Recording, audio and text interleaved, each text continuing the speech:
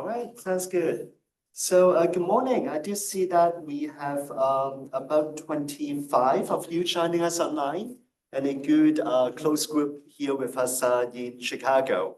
So good morning from Chicago. It's very, very exciting for us to celebrate, to build up the momentum we had 24 hours ago with the Roads and Bridge Day with buildingSMART USA and continue with the Rail Day. And more importantly, I think we are thankful for Oracle, for Autodesk, and for LeapFrog for all your sponsorship.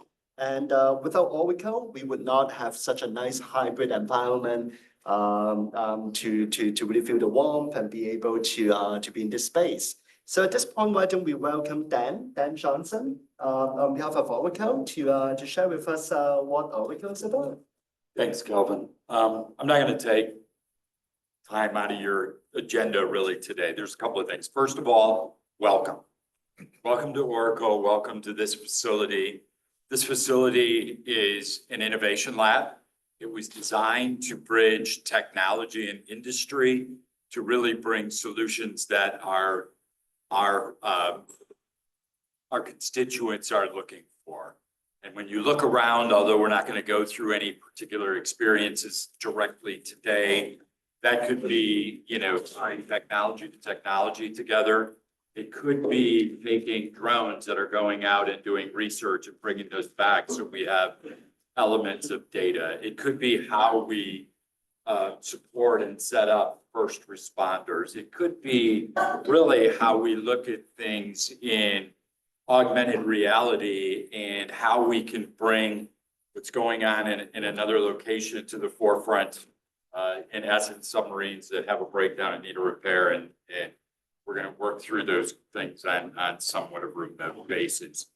This is only one of our labs. This one is very focused on construction and engineering, energy and water, manufacturing, supply chain improvement. We have one in Reading, England, that is really all about transportation, and more than anything, it is about rail transportation.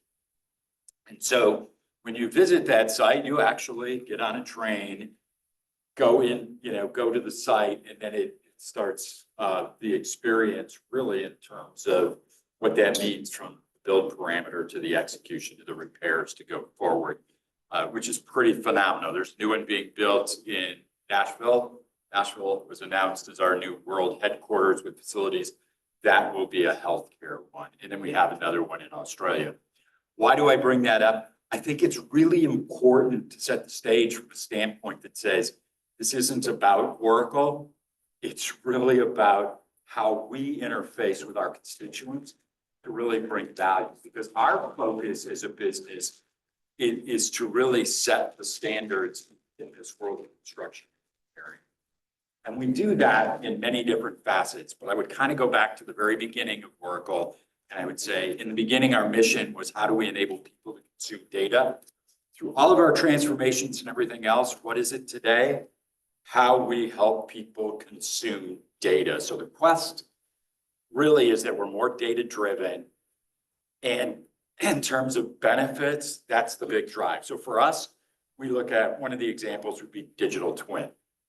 So as you unpack today and you think about the digital economy that you're all really setting standards for and that you're evaluating and you're going forward with, we look at the digital twin really in its dynamic virtual replica, that it sits there as a physical asset of our system. And our customers are demanding that at the end of programs and projects that we have this digital twin, that they can act and react to, they can plan to, that they can protect their investment, and in essence, they can set standards for improvement going forward.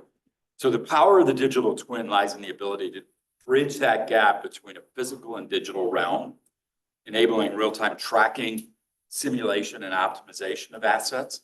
And that is really done through the premise of data. So when we think about Oracle today and we think about that particular vision, I would say to you that there's a lot of discussion going on about artificial intelligence. There's a lot of, I'm going to set the standard in a way I'm going to go. Oracle has taken this entire data vision and they are bringing it to the forefront, but we are not doing it in a way that just automatically creates an assumption that all data is real. It is generative. And in our industry, it's how do I manage tasks? How do I manage risk? And I think most importantly, which also fits within this digital element of discussion, is how do I take and bring all of the experience that I've had in right on construction sites and in this industry overall, and bring it so that all the risks and all the elements that go into producing a program and executing that program as new talent comes to the forefront, how do I set everybody up for success within that digital realm? So that's a little bit where Oracle is at, kind of our thought process. Consider ourselves a thought leader when it comes to construction and engineering. We're the only ones that have an end-to-end, a true end-to-end offering really in that tool set. And I'm not saying that every one of our pieces is the best in industry or best in class, but in essence, we figured out how to put the whole thing together. And I think that speaks volumes for itself. My role at Oracle is I lead our federal and public sector practice for construction and engineering, which is a vertical focus which surrounds this particular facility. And as you're here today, a couple of things. Restrooms are in that corner, you know, so kind of straight back behind the stairs, so to speak. If there's an emergency, we need you to exit. There's a burn down here kind of by the fence, and that's our gathering spot. So if highly unlikely, and the weather should, who knows what the weather's going to do, we would have that. If you need anything while you're here, just feel free to ask me. And I will do whatever I can to, if I don't know the answers, to actually find them. I have a tendency to know at least who the resources are. But be at home, accomplish the goals and objectives that are laid out. Anything I can do to make your experience better, I would appreciate, you know, the opportunity. And I guess that's really it. Thank you. Thank you. You know that.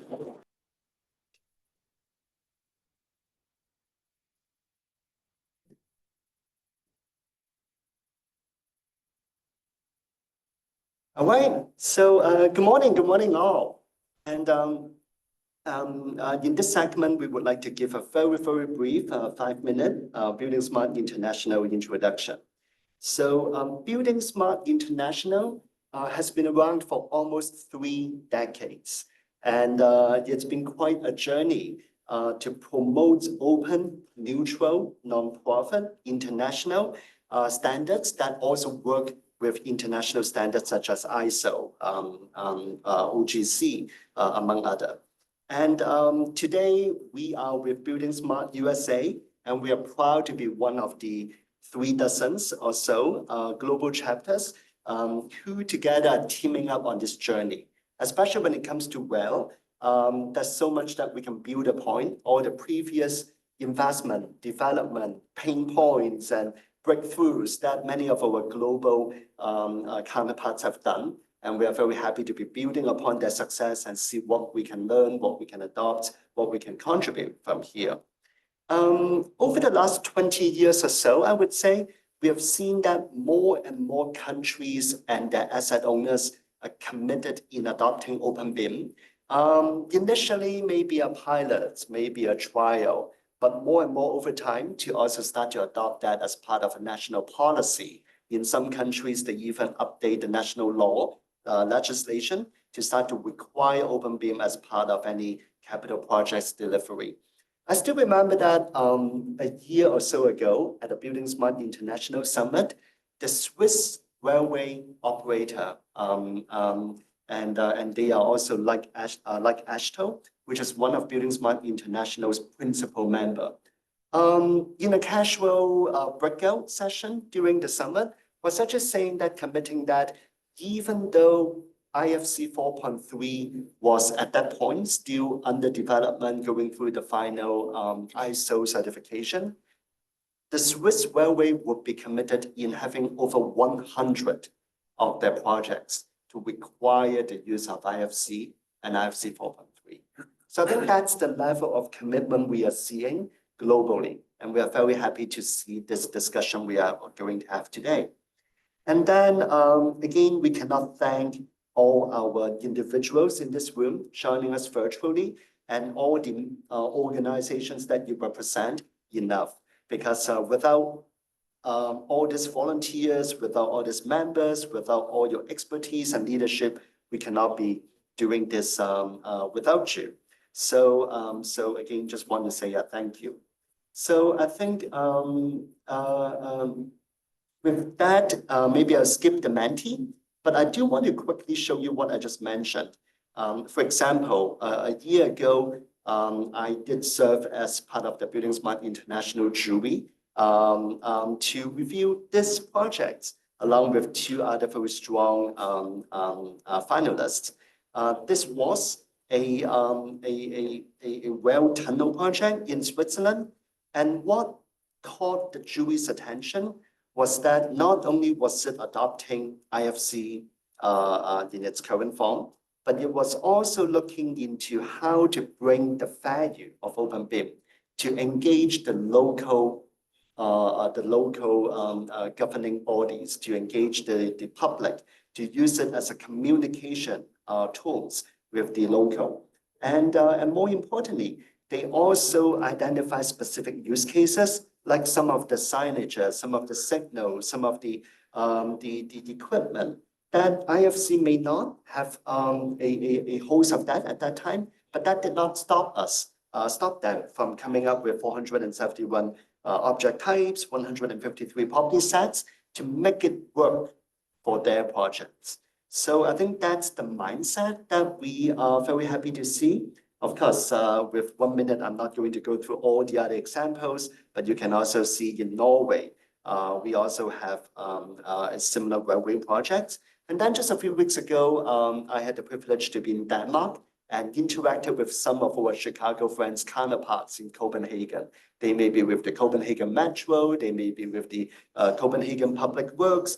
Similarly, I think the promises of openBIM, the promises of owning the data, as what we heard from Dan earlier today, the promises of able to really craft our own digital journey, it's so powerful. So with that, I just want to say thank you all for joining us today. What we hope to achieve today, if I can bring this website up, is that if you come to buildingSmartUSA.org, you'll learn more about our makeup, our different committees. And as many of us may have experienced, thank you to Will and Trisha here, we have a very strong roads and bridge committee. And what we are trying to do today, if I can get the link to work, oops, it's to see whether we can form a new committee, which is about the well. And most importantly, the formation of the well committee is to make sure that we can identify business needs that you and our American ecosystem may find, and see also whether we can promote open standard, what we can learn, what we can contribute from international existing standards, what it takes to apply, to adopt, what may be some of the pain points and what may be some of the promises, and more importantly, the value that we can take. So at 8:30 Chicago time, I would like to turn it over to Moses to kick us off with the introduction. Okay, thank you, Calvin. I think Calvin did a great lead-in for queuing me up and introducing the concept of the Rail Committee, which we're trying to get more involvement and commitment to. And so that is really the crux of today, establishing the use cases. Just gonna, there we go. Okay, I got it.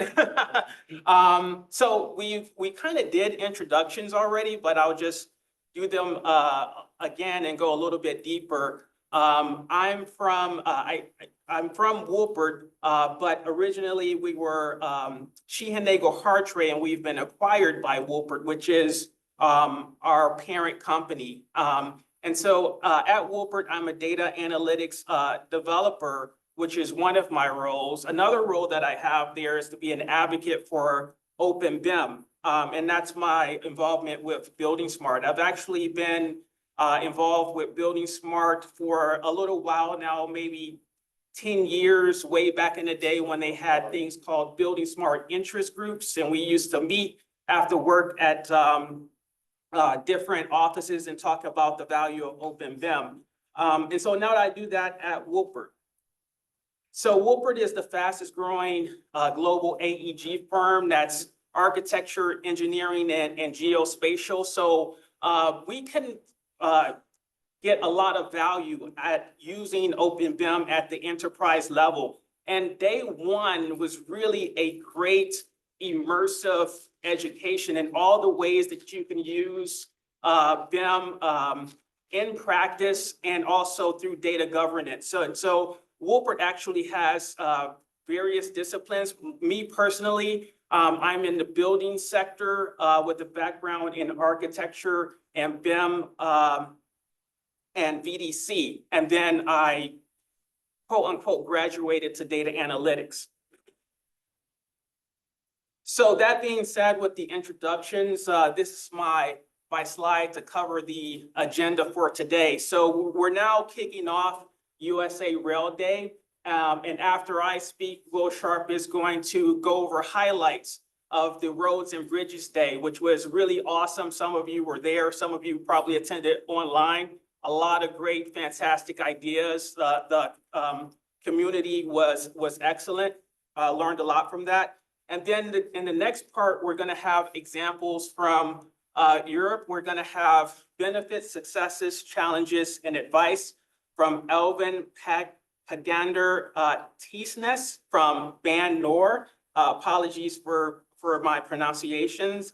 And then we're going to have the next presentation, OpenGIS BIM to Digital Twin by Matthias Gropp from Murphy Geospatial, which is a sister company at Woolpert. And then after that, we're going to have a 15-minute break, which is ideal for networking. And then we're going to go into our next series of presentations from USA Transportation and Digitization experts. The first one will be Dispelling the Myths of Digital Delivery from Alexis Walters from Kimley-Horn, who's here in person. And we're also going to have openBIM for Comprehensive Digital Records by KiSeok Jeon from STV, and he is en route. So at that point, we'll have a lunch break. And then for our final round, which is really the culmination of the day, we'll have an open mic and a call to action, which is the large overarching theme of today, to have an open mic discussion on railway industry needs. And that will be moderated by Will, Calvin, and myself. And then we'll have the call to action and closing, which will be moderated again by Will, myself, and Tony. And then that will be the closing out of the day. So that being said, I did have a couple of more slides. Let's check my time. Looks like I'm doing pretty good. I had a couple of more slides that I wanted to, let me go forward. I wanted to kind of cover my perspective of the openBIM Transportation Summit. And that being, I'm coming from the building sector, more of the vertical construction end. And so yesterday's series of discussions got me to thinking, well, what's my perspective in all of this? We had a lot of awesome speakers from the Department of Transportations and consultants and software representatives who have been working years on adopting openBIM and roads and bridges. And so to kind of give some context into how I got to this point and how Rail Day came into materialization here at the Oracle Innovation Lab, I think it's good to step back and provide what I feel is another perspective. So I'm coming from the vertical side of construction. I studied architecture, and I think it's interesting for me is that there's something unique about rail in that it's plays a big part of transit-oriented development. And I think that's unique towards rail, and that's where it brings in people like me from the vertical construction side, where we often get involved in these mixed-use development, transit-oriented development, signature projects where there's a rail point of intersection with different stops, and maybe residential and office above. And so as an architect, that always fascinated me. And so rail is often a conjuncture where horizontal and vertical meet. And it's also, as I said, a catalyst for transit-oriented development. It allows people who can take advantage of mass transit, not require so many automobiles, and really justify the pro forma for building different types of residential and office complexes. So there's something happening there where vertical and horizontal meet, where we can talk about more of a complex operations. You have transportation as well as residential and sometimes retail, and there's an opportunity to take advantage of openBIM. So, and the final note is that the Federal Transit Administration, which is a part of the U.S. Department of Transportation, actually provides guidance on transit-oriented development and how light rail, commuter rail, also different forms of mass transit can be incorporated into these types of projects. So another perspective I'd like to share is we're at the Oracle Innovation Lab, but also I feel very strongly that Chicago itself is a laboratory for rail. Chicago is known as one of the busiest rail hubs in the United States. And that's often well understood by professionals of rail who have been in an industry. And some more, I guess you could call them factoids. 25% of all freight trains touch Chicago. So we're talking about going from the commuter side with the transit-oriented development to the freight side. So Chicago has that as well. And 46% of all intermodal trains originates, terminates, or passes through Chicago. And as we were talking some years back, I was having conversations with Ian about bringing rail to the Transportation Summit. And this image really struck me and really convicted me that rail, Chicago has a big role to play in rail. And so if you're online or here in person, I think that this is a strong incentive to participate. This meeting is foreseen to go on, the summit is foreseen to go on at Oracle, which is a fantastic facility, a fantastic laboratory. And I think we can also think of Chicago as a potential laboratory to investigate openBIM and rail and transit-oriented development. So I'll just check the time. So that being said, the only other slide I have is a thank you slide for our sponsors, also for our buildingSMART volunteers, Janice, Tony, Will, Calvin, and Ian, and our on-site host, the Oracle Innovation Lab. All right. Well, thanks, Calvin and Moses, for kicking us off today. Really excited that we're standing up this rail committee. I think it's time to do this. You know, I think there's great opportunity here. I'm also excited that there's actually asset owners in the room. You know, that's a really key part of this. That's been a key part of what we're doing on the roads and bridges side as well. But I'm Will Sharp. I'm 37 years in this business. Like I said, my background is highways design. You know, I've spent the vast majority of my career designing highway projects, mostly in the Midwest. And I've also been after open data standards for most of my career, over 30 years. So, you know, I've seen the value to that. You know, we talked about, Ali, great question with IFC. What is this IFC? What are we talking about here? You know, a lot of it is about open data standards. It's about, the way I look at it, it's like, everyone knows a PDF, right? A PDF, someone sends you a PDF, you can open it. You don't care where it came from, right? It just works, right? PDF, that is an ISO standard. It's a published standard. Everyone knows how to interpret those files. There's libraries to use those files. IFC is the same thing. You know, IFC is an ISO standard. It's a published standard. You've got confidence that you're going to be able to read that file 10 or 20 years from now.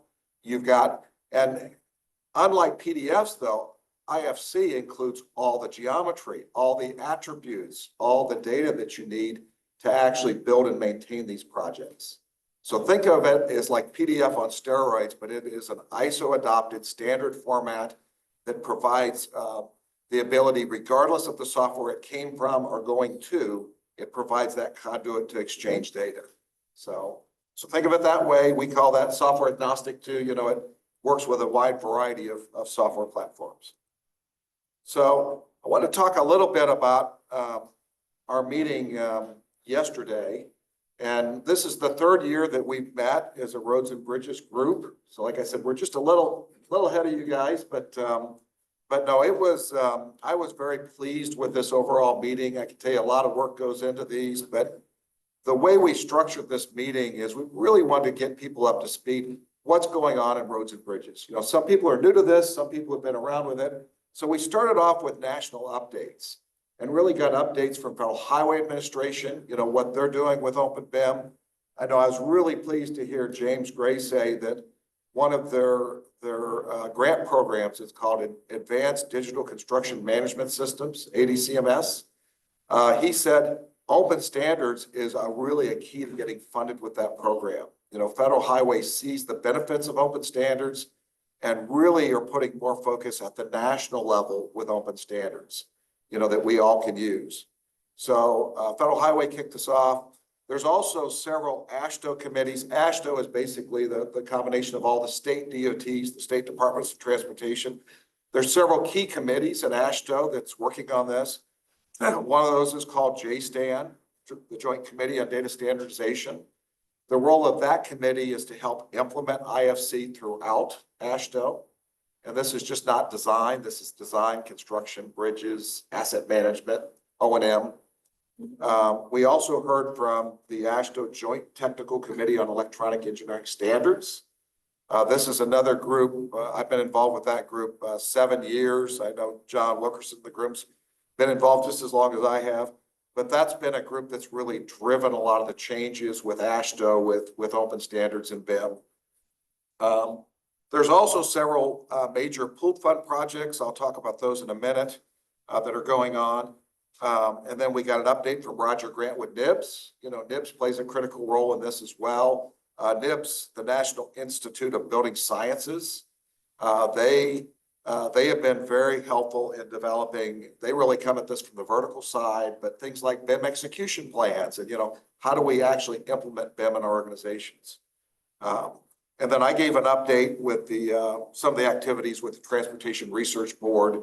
One of the groups I'm involved in, it's called AED80, BIM for Infrastructure.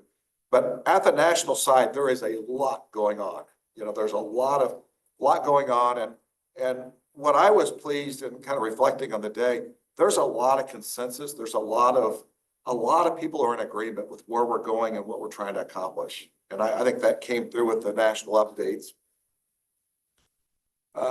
Then we moved on to what we call openBIM in action. And, you know, it's great to have agreement that this is important. You know, it's great to focus on these national standards. But to me, at the end of the day, you've got to apply this at the project level. You know, you've got to get it implemented in production. So what we did is we really looked throughout the country, you know, what are people doing with openBIM? How are they applying it at the project level? What's working well? What's not? You know, it's not all roses and butterflies. I can tell you that. You know, there's challenges to doing things like this, but the openBIM in action had a number of presentations, both from the asset owners, from DOTs, as well as a variety of consultants. And, you know, that's the way we designed that. We really wanted to show us how you're using this. So this included some of the ADCMS grant efforts. Pennsylvania and Iowa both have ADCMS grants where they're actually developing a contractual deliverable. So the files the contractor's going to use to prepare their bids will be an open standard IFC file. So there's 2 pilots going on, a couple in Pennsylvania and then 1 in Iowa. We also talked about asset management. That's driving a lot of these efforts as well. With AASHTO, it's like you got to have the end in mind. How are we going to maintain these assets and making sure that we're collecting the data we need across the life cycle to maintain those assets. We talked about the integration of bidding and openBIM. One of the firms that provides, I think 44 of the state DOTs use Infotech software for bidding. It's called BidX, but they've added IFC to their software. So now the contractors can actually view these projects. They can see the projects. It's so much better to see a 3D model than try to interpret a project from a set of 2D plans. So we talked about that. Kiwood presented on what they're doing from the contractor side. And then we talked about OGC and buildingSMART International. OGC, that's basically the GIS folks. There's a partnership with GIS and buildingSMART and tight coordination there. So in the afternoon, we continued with, okay. So we kind of wrapped up the day with industry updates. And industry is really important to me. You've got stakeholders. You can't do this in a vacuum. You got to make sure you're getting the input. So we started first with the technology providers. We gave Trimble, Autodesk, and Bentley 10 minutes each to explain how they're supporting openBIM in their products. And I thought that was very interesting. They're all doing it a little bit differently, but all these technology providers and many others support openBIM. And, they see the value of this as well.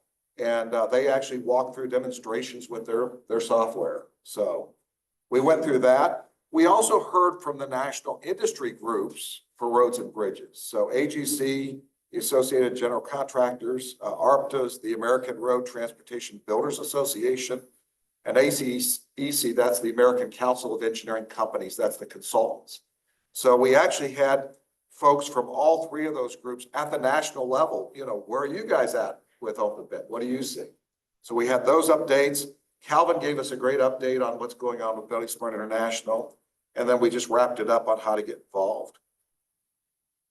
So our vision on the roads and bridges side, and this slide, by the way, has not changed. I bet I showed this slide at least 5 years ago, probably 6 years ago. But it's really about using openBIM to leverage that data across the entire project lifecycle. Too often, as a designer, we would do these great 3D models. And what would we do? We would translate it to 2D PDF plans, right? So you lose all that information. The contractor takes that information. They make their own model, right? They do it for AMG grading and paving and all kinds of things. And then what do they do for an as-built? We get a marked up PDF file. So, there's just no digital data that's flowing throughout. And then, of course, asset management, they have to start over again, So we're really trying to tie that all together throughout the full life cycle. And we do feel like you've got to open up the data. We can't do this in a proprietary way. There's different tools that are used throughout the life cycle. So you've got to get it to more of an open format. And we've been using IFC. OGC is another open format that's ISO adopted, but it's got to be open so you get to that data. And I really feel, I've been at this a long time. When I step back, the last 2 or 3 years in roads and bridges, we're definitely in a digital transformation. I mean, we are seeing more clients on board. We are seeing more consultants on board. We're seeing a lot of folks moving to what we call digital project delivery. There's also a big shift to something called model as the legal document, where basically these digital deliverables are contractual deliverables. They're signed and sealed by an engineer. They either take precedence over the 2D plans or they replace the 2D plans. So we're seeing a lot of activity there with many state DOTs. more focus on digital as-built, getting that information. And of course, the open data standards as well. So like I said, we're seeing a lot of this. These are some of the factors that why we're doing this, the interoperability, the reliability of the data. There's a workforce development component of this as well. With these new workflows, you can automate the process. So a lot of activity there. And some of the key drivers with roads and bridges, why are we doing this? We had that discussion 5 years ago. If you're at a DOT and the state design engineer, why should I invest in this? Why I've got 100 things to do. Why should I put investment in this? And what we're finding is that it is lowering our total project cost and it's saving us time. It's really helping automate the process. It's resulting in less change orders on the projects because the contractors better understand the designs they're bidding on. It's increasing the quality of the designs by having this federated 3D model, and really helping us identify and visualize issues much earlier in the process.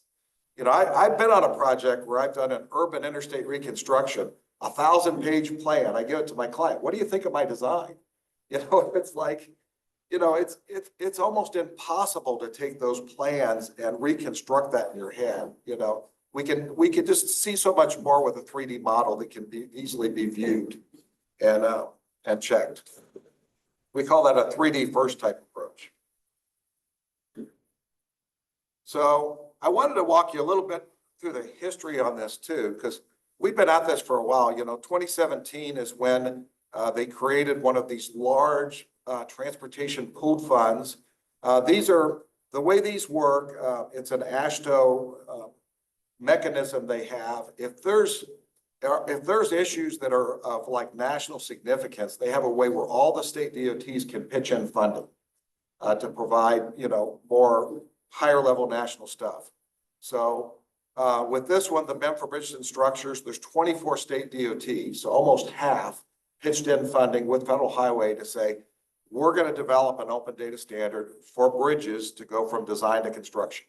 So regardless of what state it's designed in, regardless of, for standard workhorse, concrete and steel girder projects, it's going to be the same data format. So that was started back in 2017. 2019 is when AASHTO decided we're going to use open data standards, and IFC is our national standard for the states. So that was important to decide on that standard. 2021, the BIM for Infrastructure Pooled Fund was created, which John Wilkerson in the room is one of the project managers on that. And then, let's see, I've got something away here. So 2022, AASHTO actually adopted that bridge standard. So there's something called an information delivery manual, but they actually spelled out, here's all the data requirements to build this bridge, and here's the standard way to organize this data. So that happened in 2022, unanimously adopted by all the state DOTs. AASHTO joined buildingSMART as principal member. And then 2024, we actually completed that BIM for Bridges pooled fund and started a phase 2 pooled fund. And these pooled funds, by the way, they're 5-year efforts. Both are over 20 states involved. I mean, these are very interesting projects to work through. But both are really focused on the data standards and really trying at the national level to move this ahead. So this is a little more about the pooled funds, but there are some differences, but there's a lot of similarities with these two. We're both focused on IFC as the data schema. We're both working on developing things like Calvin mentioned, the data dictionary, the language, the way we describe these elements, the information side. We're both working on information delivery manuals. These are like the data requirements. What are those specific requirements we need? We have collaborated with the software vendors, to really work together on that, and as well as the training. So a lot of good synergies. Yeah, we're actually meeting in December with both pooled funds. There's probably, John, like 90 people or 100 people that'll be meeting later this year to kind of discuss those efforts and help collaborate. Yeah, we're meeting for a full week. All right. And I'm just about, okay, a little over, I'm just about done. So I did want to note the importance of industry, and yesterday, for those of you that attended, we have excellent alignment with all the industry organizations. ACEC, AGC, ARPTA, every one of them said, we support open data standards. This is important to us. We support monolithic document. You know, they want to be able to rely on this information, you know, to build these projects.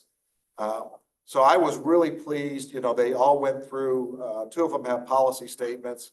ACEC actually is going to be developing a position statement or publishing that later this year.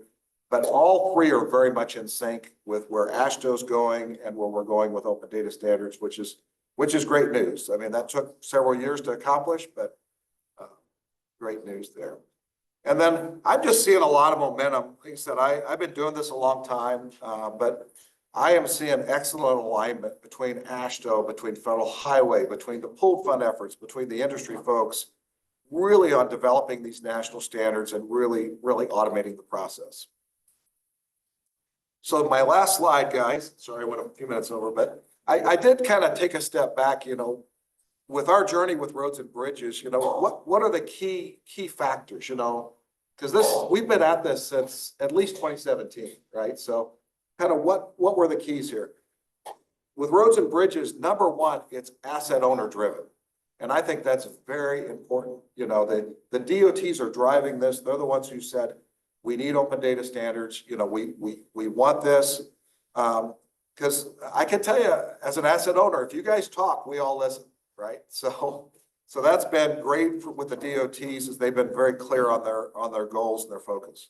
We've had a lot of focus on openBIM standards and digital delivery.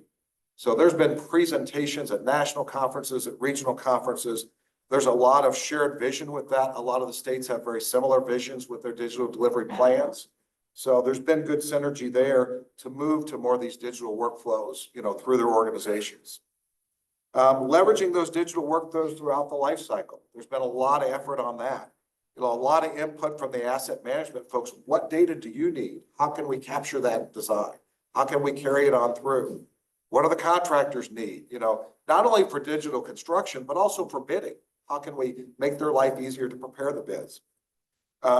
There's also been key funding. You know, with this, you got to have some funding to make this work.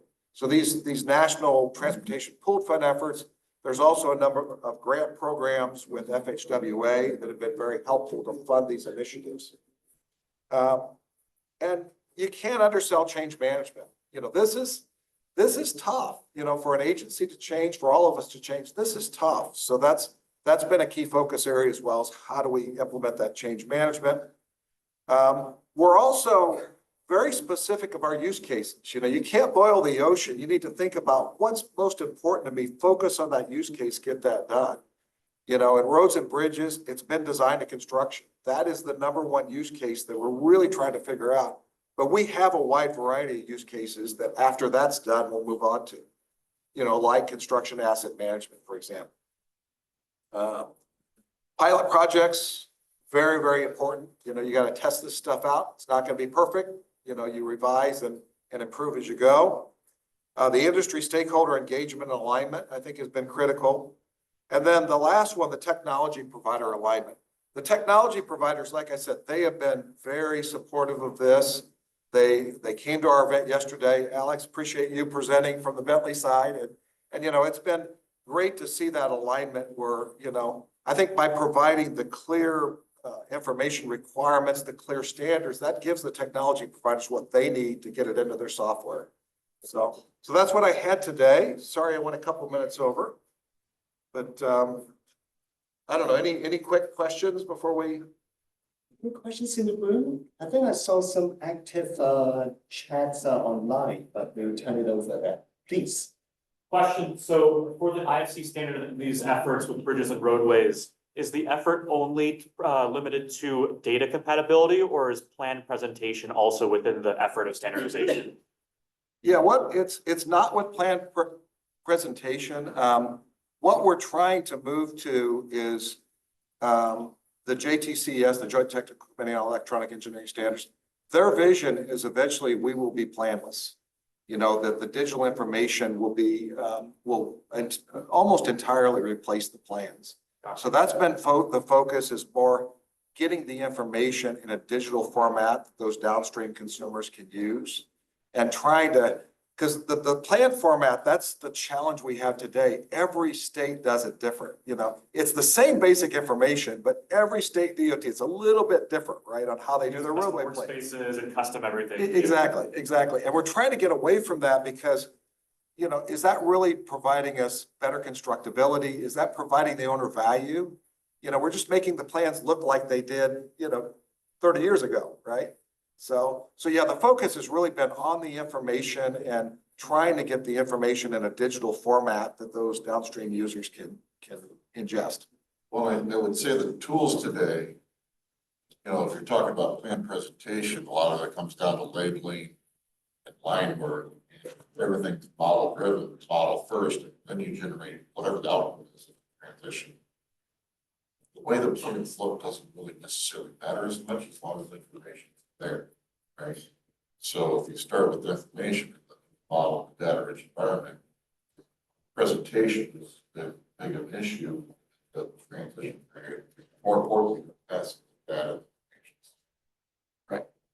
And some of the things we're doing, that's a big transition, right? So some of the things we're doing with these models, having saved views, so people can go to a view they're used to seeing, having scroll plot PDFs, you know, so maybe we don't do all the sheets, but maybe we do a scroll plot with the information that they can use.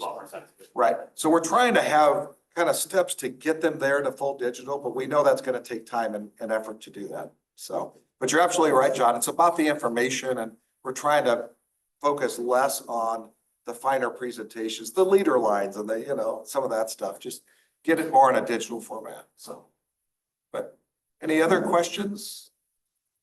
We had a burning question, so any agendas that you see that we should bring up?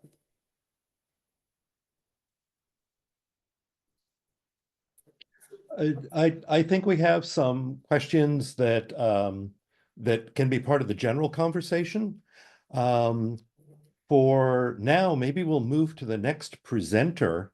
We're organizing the day with some international presentations to begin with, and then we'll move on to more local presentations. So to begin this segment, here joining us from Norway, we have Eivind. And Eivind, can you share your screen and your camera? And we're delighted to have you today. Thank you so much for bringing information to us about how you're managing in Norway. It's very exciting. Thank you, Tony. And good morning to you all. As you can see behind me, it's starting to get dark here in Norway.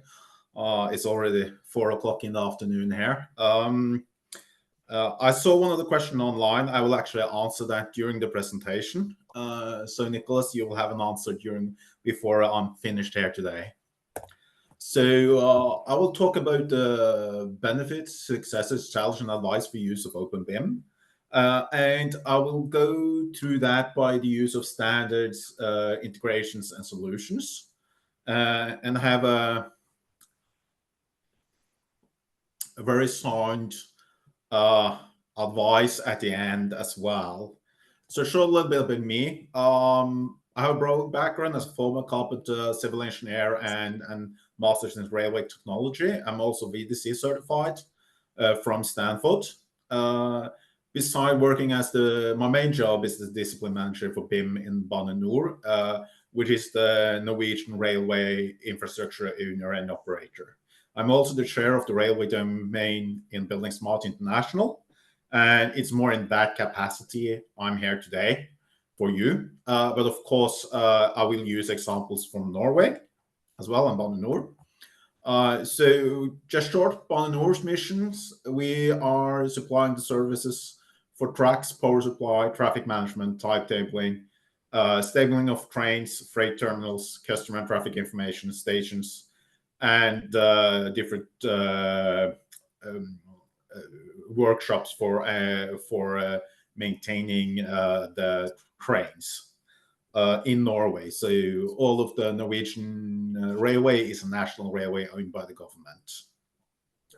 I will dip straight into the standards.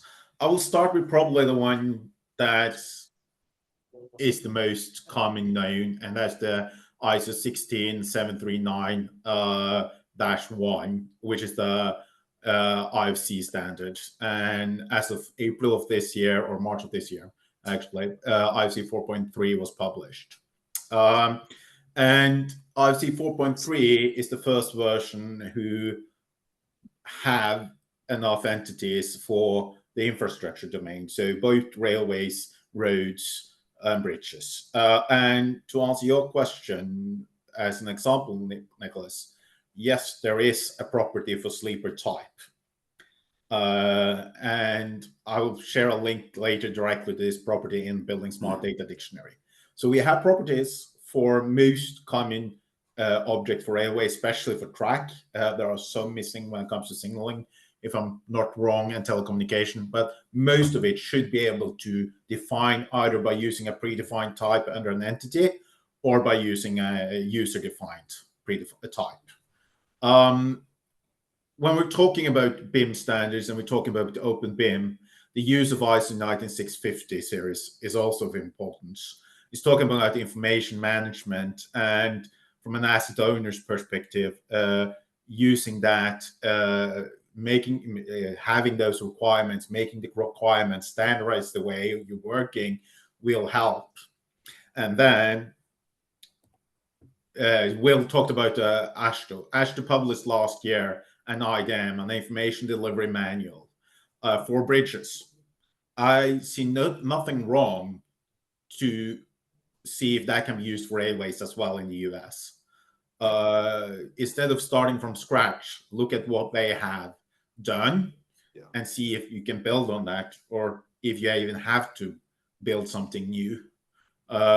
We do that in Norway all the time. We're sharing requirements across governmental agencies. So we have made our requirements. We build on what the governmental building agency had done.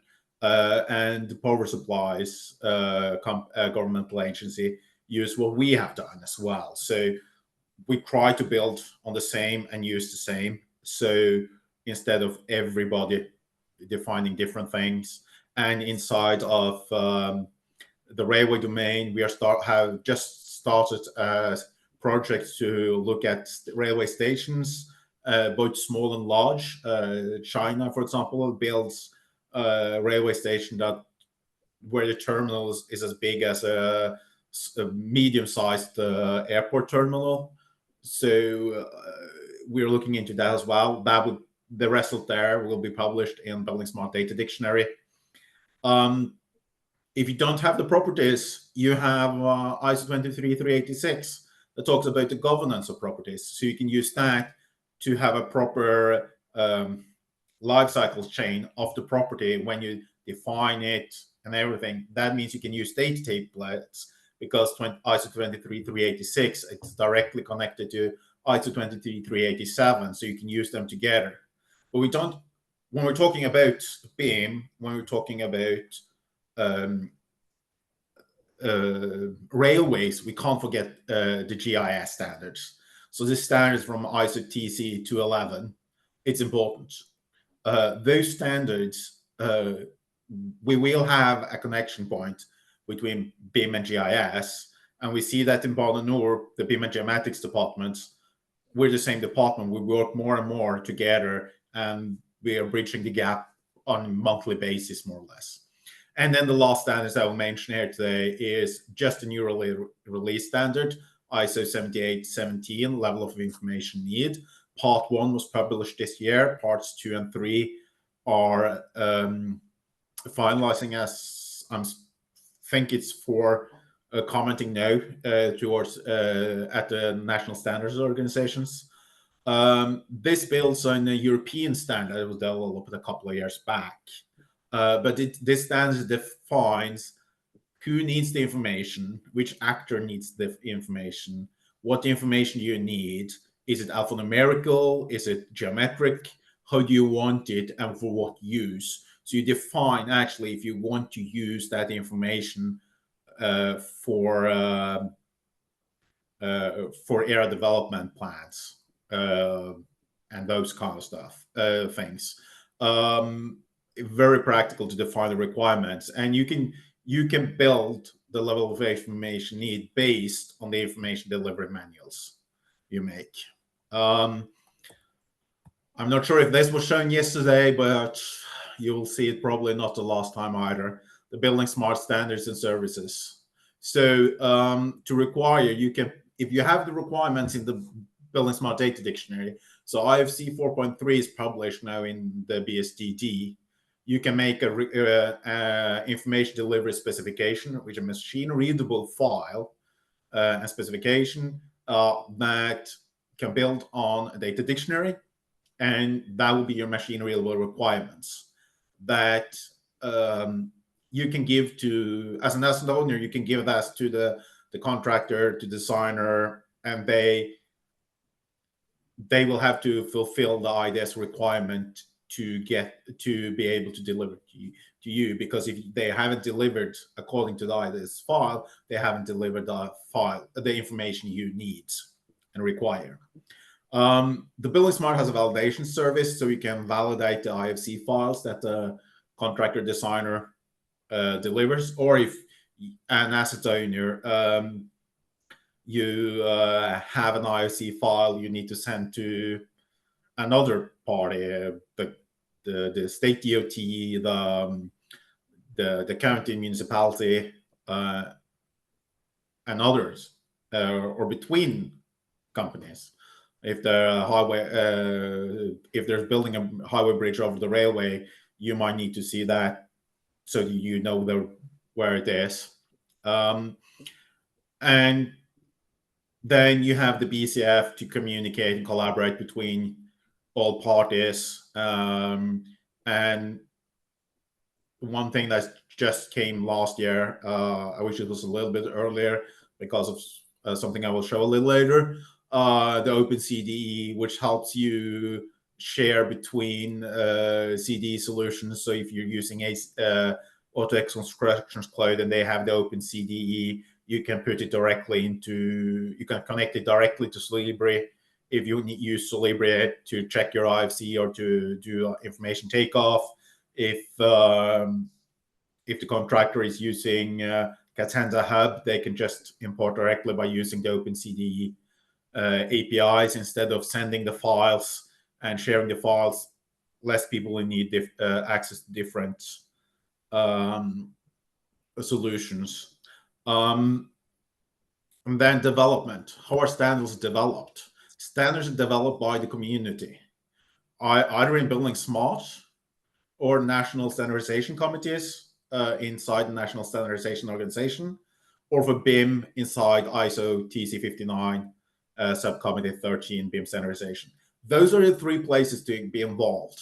And I encourage you highly to get involved in standardization, because you can have a huge impact on how the standards will look. If you're not involved in the standardization work, you might not get it the way you think is the best, and you also will not, the others will not hear your side and how you do it, because how you do it might be, in general, a better solution than what others do. So I recommend, if you have time, be involved at the level you can. And when it comes to buildingSMART, contact the railway domain, contact us, and if you want to be involved, be involved.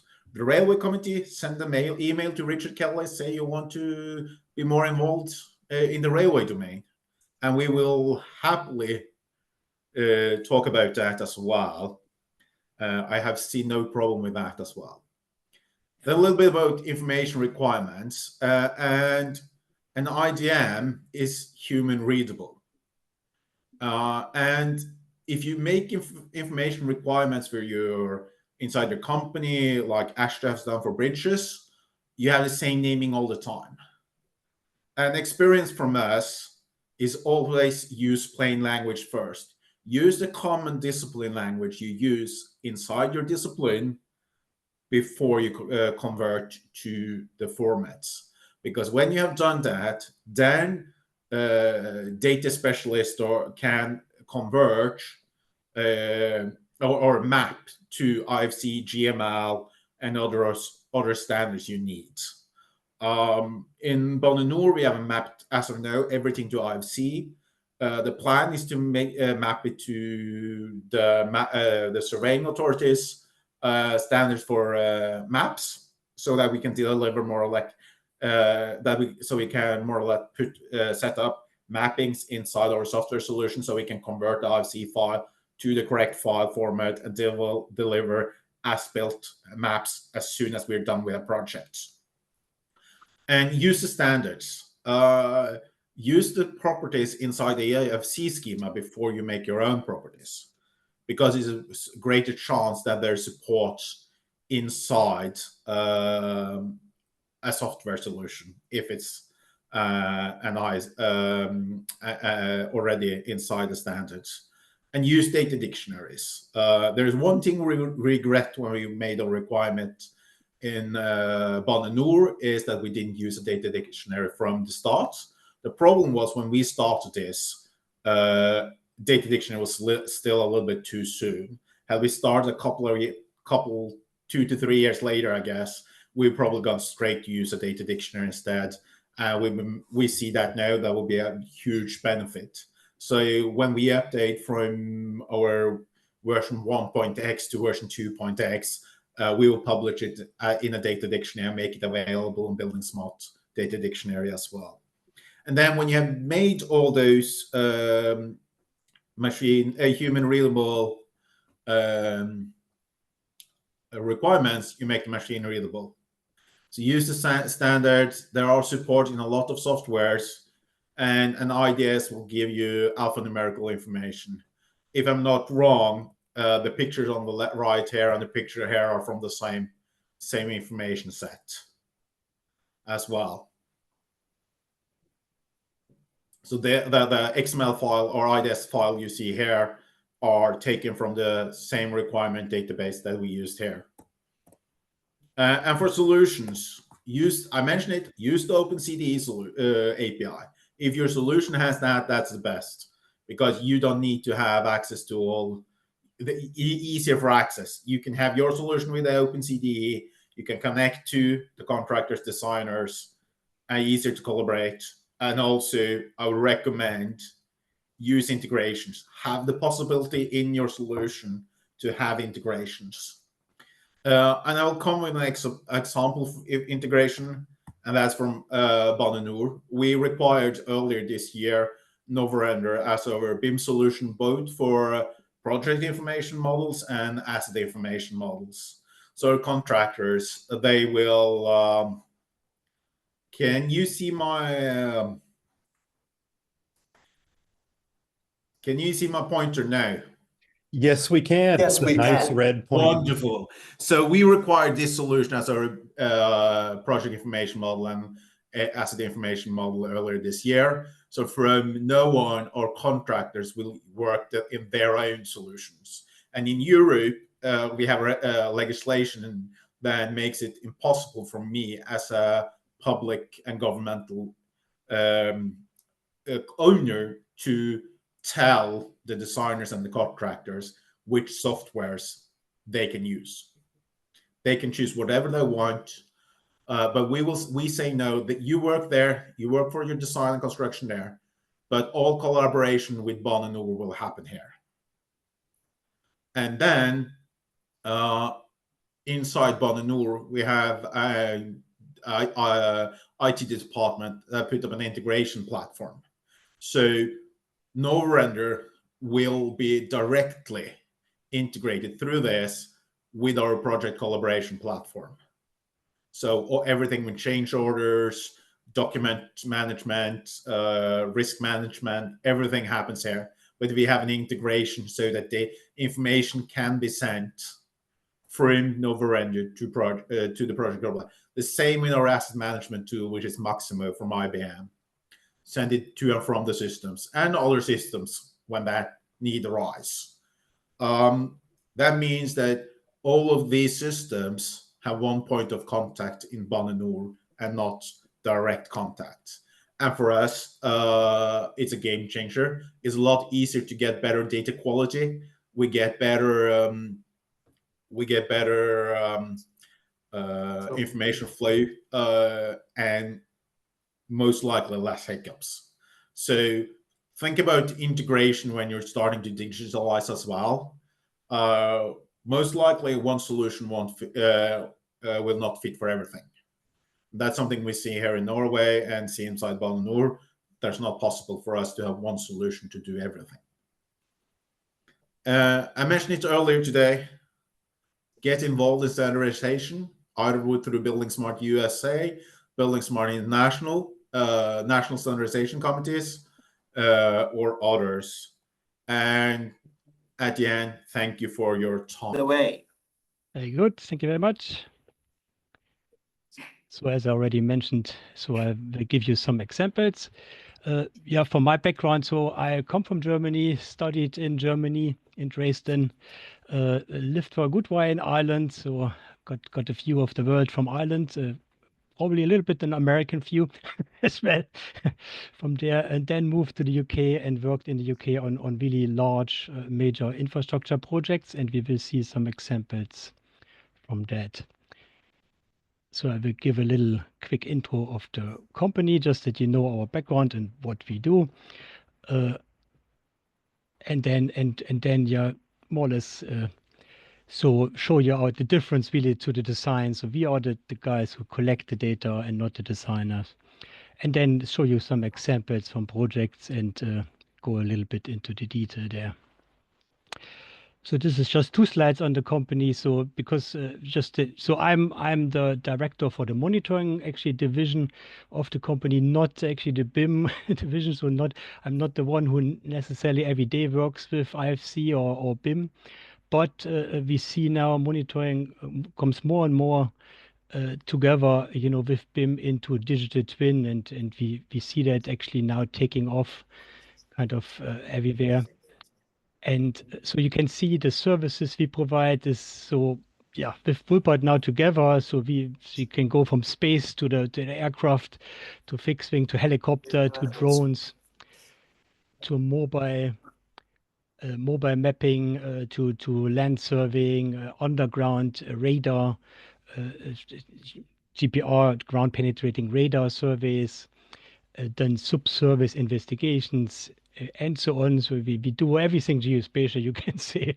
So everything what you need for planning of your infrastructure work, but also then for actually constructing, and now with the monitoring more and more also maintaining and keeping it running. So with Woolpert now we are obviously stretching around the world and have the most offices in the US. You can hear me there, yeah? Yes. Okay, good. So, and hopefully we get more into discussion with you guys and see what we can share and can support from the experience we have made in Europe. Yeah, so this is really rapid data capture. That's what we do, and the data capture, the surveying is getting smaller and smaller in a way from the time effort, and the handling of the data gets the more important. And there are our little toys, you know, which we use to collect data, total stations, GPS, drones, the aircraft I let away now from Woolpert, and laser scanners, walkable scanning systems or photogrammetric systems, and so on. So in here we have like a little first example. This is now 15 or nearly 20 years old. So we used laser scanning 20 years ago, nearly 20 years ago. And at the time where you could see still the point cloud, nowadays it looks like a photo. That was a project in Liverpool, and it was already scanning and touching their sensors on the wall to measure actually the deformation of the tunnel wall. And then, for instance, monitor clearance deformation, or survey and then monitor kinematic envelope or clearance for the kinematic envelope. And there you see then such kinematic envelope assessments. I want to show you that just to consider more or less for data exchange. There are all kinds of things which may be required. For instance, profiles, simple profiles like this one. Same you have in water, where you have river profiles. And then you get heat maps where you see then infringements into the clearance envelope of a train, for instance. There's all very, very old software. Actually, we are using more modern things nowadays. And here in London, there's the chart, and we see here a more modern point cloud, and a more modern topic is the overhead wires, the clearance there, and the geometry capturing of these wires and all the countries and so on. Here's another example of this. And then, we are involved also in the construction process. And there's the 3D BIM world becomes also more and more a tool actually reporting construction progress. And not only that, but also kind of confirming construction adherence, so that actually the companies build what has been designed. And from our previous experience in semiconductor world, working with Intel in Ireland, for instance, we have seen there a step change in the adaptation of companies to accept that actually not what you build physically is important, or you don't get paid for that. The contract stipulates you have to give the digital model, of the thing you build. So you can't just take a design drawing or BIM model and say I have built it. No, you have to actually provide an as-built survey of that. And that also is interesting, obviously, for data exchange formats or BIM models, because as-built is often not so straight as as a design is, because it reflects the real world.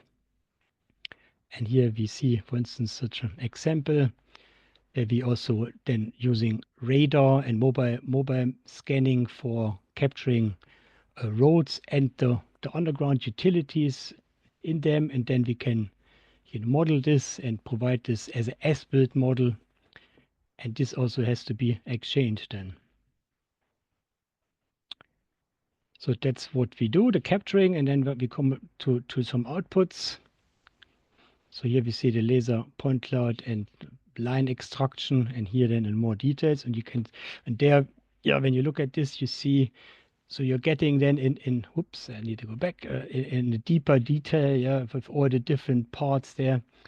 And that's what has been discussed before, the use of different families and the difficulties of railway companies or truck providers to deal with that. Here you see this is a project in Germany, in Hanover, where we modeled the Hanover train station, and it is really desirable that the owner collects and actually starts this catalog of families, of these models of all these different things they have, and collects all them and makes sure that when he gets delivered the surveys, that they are collected and verified and quality checked. Also that actually the process, how they have been surveyed and modeled, and where the reference point is, and what the scale is, and all these little details, are fully quality checked, so that you can actually accumulate all of them and hand them out then to the next contractor to use them, so that they don't have to build, the new thing again, that they can use it as it is. And also you need obviously a way to identify this. So you have to create a catalog, and we have seen that from network rail, for instance, a catalog with photos from everything, and then a catalog describing exactly how these things have to be dimensioned and surveyed and captured and modeled. And then you can identify the thing, what you see, and you can transfer it then, give it the right reference. And here we see a top view. So usually, these models are created in a mixture from different methods. So railway trolleys, drones, laser scanning, terrestrial laser scanning, maybe area scanning, the drones often for the roof areas where you can't see, you have to get elevated and you use a drone. So these data need to be also then classified in different accuracy classes, and that's also very important that you transfer this knowledge and don't lose it. You know, what has what precision, not only what level of detail maybe, but also how precise is it? How are we in time? Halfway through, okay. And then yeah, you see here the quite amount of detail. And the interesting part is often then you need so much higher accuracy for things like the clearance gauge from platform to rail, and so you have to really use other methods for that. I think we have seen the pictures there with the railway trolleys. And this is, for instance, in London station. I think it's a DLR station in North London, yeah, in Canary Wharf. And here we were, for instance, asked, to provide a physics model. So this whole thing was modeled in, I'm not sure now, in Revit, I suppose, but then transferred into Unity or something like that in a game machine or engine to provide physics to everything so that you can actually walk through. And they have used this to train their staff to assess, how you reach from A to B and how you get from A to B, and maybe do safety trainings and things like that, which was a first for us and very interesting. And then, yeah, we see here tunnel models. So that's another layer. You have tunnel layers and underground structures. So this is in London. I think it's Tottenham Court Road Station in London, where we have modeled the tunnels. And then, yeah, reality capture, we more and more are called in then when just to get construction progress captured, to do this. And then we see here a complete model from Euston Station. So there's a detailed model of the station in the middle itself, but also a contextual model then using mobile mapping and drones and all kinds of things to get the whole thing all together. So this is a massive model. And actually here in this station, we also did tag and tracing of electrical wires and all the installations, the M&Es there. So that was very complex. I think I have an example then. And there's the whole, probably there are much more software, but this is probably the core software which we are using. As you see, Open Buildings is in the middle there. Yeah, Autodesk, Revit, Bentley, MicroStation, Novice, all kinds of things. I think we have here some example. Yeah, so this was done in Autodesk Revit, the station we saw earlier, the North Road Station, and in Bentley EcoSim, that Houston station actually exactly, that was EcoSim, where all the facilities were more or less, or many of them, maybe not all of them.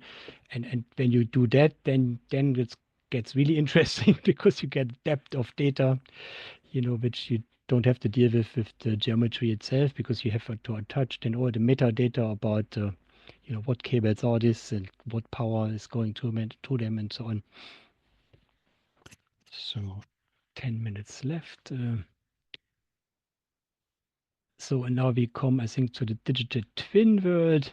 Yeah, and maybe to pitch in there as well what you said earlier, the discussions, how do you manage this process? And we have seen now that more and more we're actually asked to do exactly that, to help clients and contractors to manage this data management, just because, we have the experience with it.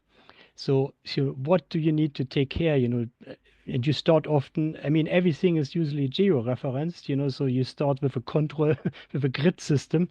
And if you go with a longitudinal project, over a couple of 100 miles, you might cross different states and you might have different grid systems. So even that can be a challenge in itself. And that also has to be conveyed in the data exchange then, you have to have maybe transformation parameters between, the one grid to the other. Yeah, if you cross metric or imperial countries, then you have that challenge, or put it the other way, there are European systems, I think, applied in the States, for instance, where railway providers like the train systems will be metric, but the truck will be imperial, and you have to consider all these things, which often, maybe you don't think immediately about them, but we as surveyors, geospatial experts kind of deal every day with them. So we are asked, to look into that and then provide really a geospatial management plan to write down all the considerations, all the things, which should be considered, and then set up more or less a training manual for all the trades, that they know where to find information and that they can apply information. And then we provide maybe some resources or subcontractors which can then help out if they can't do that themselves, But I think this is very important, and it is not enough, I think, recognized. This geospatial data management is an important part to deal with all these problems which you also mentioned earlier. Yeah, and with that came also that we more or less created our own data portal to store data and visualize data. I will have to hurry up a bit. Here we see an example. So this was, for instance, for Irish Rail, where we area mapped, surveyed all of the 3,000 miles or so Irish Rail network, or it says here 1,700 kilometers. Okay, maybe it's different data in my head. But I think we did it in the past. We did it 15 years ago for the whole country, and then we did another update more recently. And Irish Rail had the funding for get the data collected, but couldn't really afford at the time, at least 15 years ago, like to go for the full-blown Esri or whatever solution, which would have cost 10 million or so. And we created for really fraction of the price using OpenGIS tools. We created the platform for Irish Rail to be able to actually view their data, which we provided for them. And that has been actually used since then, and still in use. And they have now added more and more layers, added then maintenance information, added inspection information, and starting to add monitoring information to a digital twin, more or less. So we see how this open world has then enabled, to actually do something with their data, really. Yeah, so ground control points, that's for us always the most important thing. There's here as an example, and then you see here the different layers and the different features. And there you can also attach, so all the different documents, PDFs and drawings and photos and so on, they can be attached.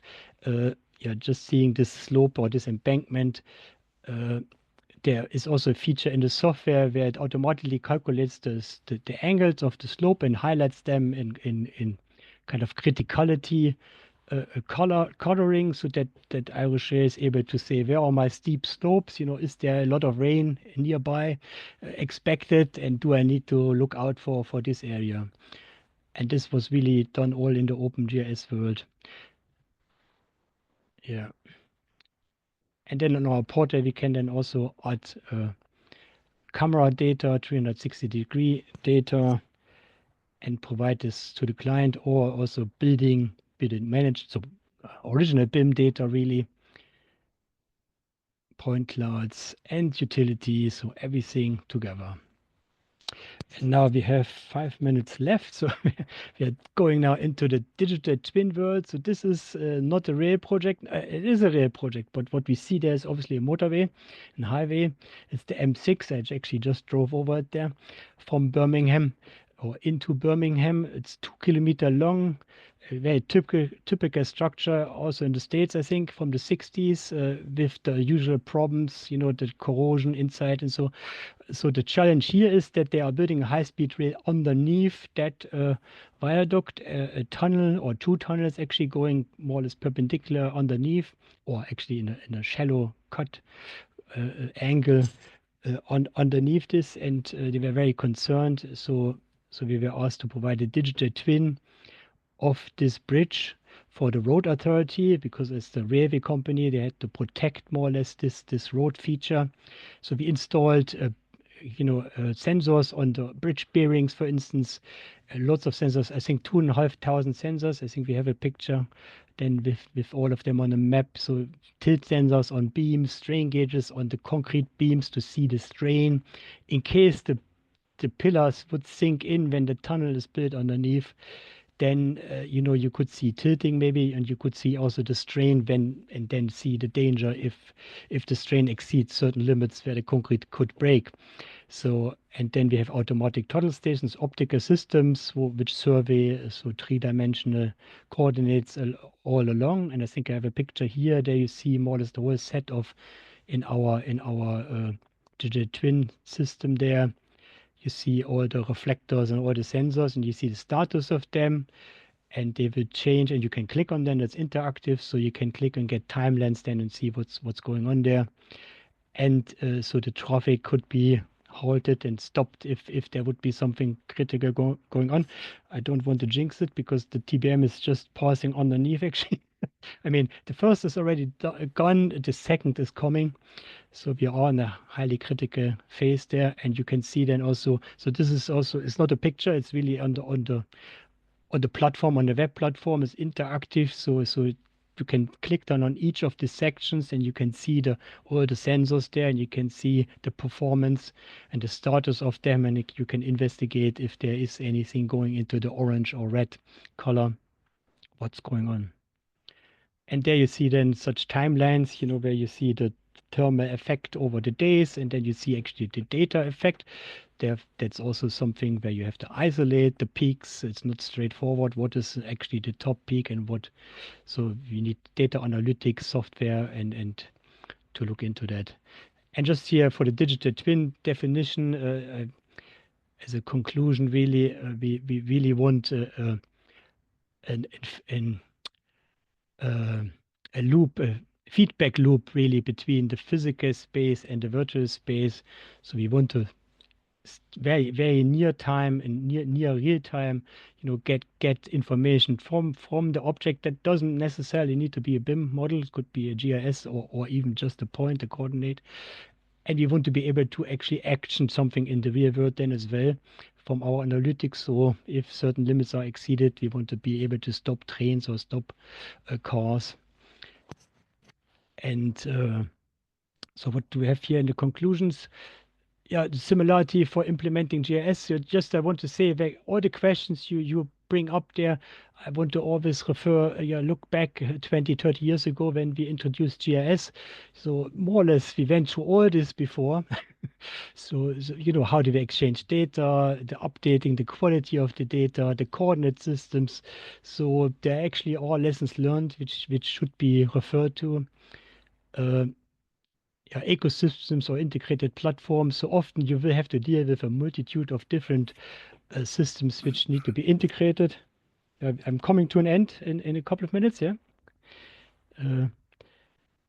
And you need input from all trades. So usually, like one alone or designer or the engineer is not able to actually understand or oversee or foresee all the challenges, so you need to try to provide an open and interactive environment and actually give chance, as you do here, for discussion to get this information. Yeah, if I have another 2 minutes, I can go maybe. Matthias, yeah, please do, and we'll start queuing up the questions and get ready for the conversation. Thank you. Cool. Yeah, I just want to show you like a little bit more advanced digital twin where we are really looking into the very detail of a physical structure. So this is our little light rail project. So it's a Tesla of the light rail. So this doesn't need any power supply. It has a battery in there and can kind of assemble multiple of them behind each other in the rush hour, and only go as one thing at night or so. That's the whole idea behind it. And also it saves 90% of the construction cost, or that was the target, by reducing the thickness of the truck bed from 1 meter, or what is the meter, 1 yard to a tenth of that, so to a very to 10% of it, more or less putting out a carpet, and for that they wanted us to provide performance data for this new truck system. So this is this new system. So we set up a scientific, more or less, test project where we in a recycling yard, so where every day the recycle lorries come in, and we put in our sensors in the truck slab in this new only 10 centimeter or 5-inch thick, slab system where the truck is based on, and then we have a weigh motion system here for the entrance. We measure the weight of the trucks, and in real time measure the performance, the deformation of the concrete and also of the truck with strain gauges embedded with fiber optics with all kinds of different sensors. Put it that way. And here you see them. So this is our little test setup. And that's something, which we found very interesting, because you can with a small setup more or less introduce something new. So, and I think that's another topic for digital twins in the future. Your new ways of construction. How do you approve them? How do you test them? Not only in a lab, but actually in the real world. And there, with modeling of the layers, getting a physical model more or less, and attaching then sensors, you can really. So within 1 year, we could more or less prove that the system is working and could show exactly the Department of Transport, or the parameters. So this is just the weigh in motion system, which you also can imagine for bridges, which is a big topic everywhere now. We had this in Dresden a couple of weeks ago in Germany, where a bridge collapsed. We had it in the States and everywhere really. And that's also something to consider, to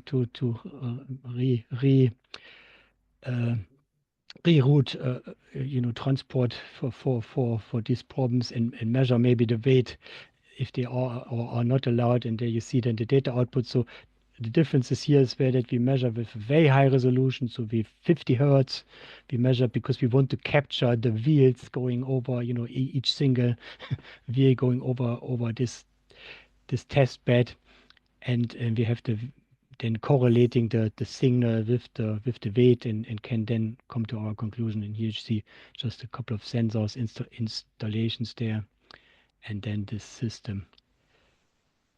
So that was really a real digital twin, and we can do similar things now with radar, with very high resolution, measure the deformation of bridges, which is interesting for inspection once a year, for instance, to see if changes, for railway bridges. And there's a video, but I think and INSAR, the satellite, just as a last thing maybe to mention, because it has really saved us in a couple of situations where you can't get to an area far in a remote area, and we can actually use satellite data now to look for millimeter settlement, on embankments, on soft ground, even with new algorithms, we are able to look into that. Good, I think, in video footage, obviously more and more, we can use this as well. That's it. So there we are at the end of the presentation, and I'm happy to take some questions here. We've helped Utah DOT develop their digital delivery program through the federal aid grant that they received. We've also taken those programmatic standards and implemented them on pilot projects that Nicole has been a PM on, and been able to have that real experience as a model manager, as implementing, what does this look like as we bring different softwares together, different organizations as well. Right now we're serving TxDOT to develop their digital delivery program, and really boots on the ground implementation is what we focus on. And it's been great to partner with, TRB and buildingSMART. We're fairly new to the buildingSMART world, but we see the value and are happy to, help move it forward in any way that we can. So just quick note on Kimley-Horn, we are a national company serving rail agencies across the country. And just, as we're looking to start this committee, we're excited to bring some of those partners on and bring their expertise. We have, a list of projects here, but really, we want to think about the different types of design that we do, whether that's industrial, grade separated, and then also serving our light rail and double tracking agencies. And, even on the roadway and, bridge side, we have a lot of coordination with these rail partners. And so, just a little bit about us, about 9,000 employees. And, it's our job to focus on what the agency's needs and problems are. And so excited to mesh these two and bring digital delivery to our rail partners. So as we've been preparing for this and thinking about rail, in the roadway and digital delivery side, we think about what type of projects best apply and associate with digital delivery. And so that might be for roadway, we talk about, okay, how does a pavement preservation project, what would we do for digital delivery on a project like that? And so the reason we've shown these here is just, we want to think about on the rail side, different types of projects so that we can combine applications and use cases to those. So something like grade separated, we can really partner with our bridge folks and the work that they've been doing in digital delivery, as well as thinking about the owners that are associated with them, whether that be freight or, serving the public in transit. And just one thing to note here on the complexity of what we're trying to do here with this committee is that, within the DOTs, we've got, working with the 50 states, with rail agencies, we're going to have a lot more diversity here. And, we talked yesterday about what are we doing for the cities, right? How is this going to trickle down to our other, the other agencies that we're coordinating with? And so I just think it's something for us to just acknowledge that, we're going to have smaller sizes and things as we're getting started on standards. So today, our agenda for you, we're going to build off of the conversations this morning as we're defining digital delivery.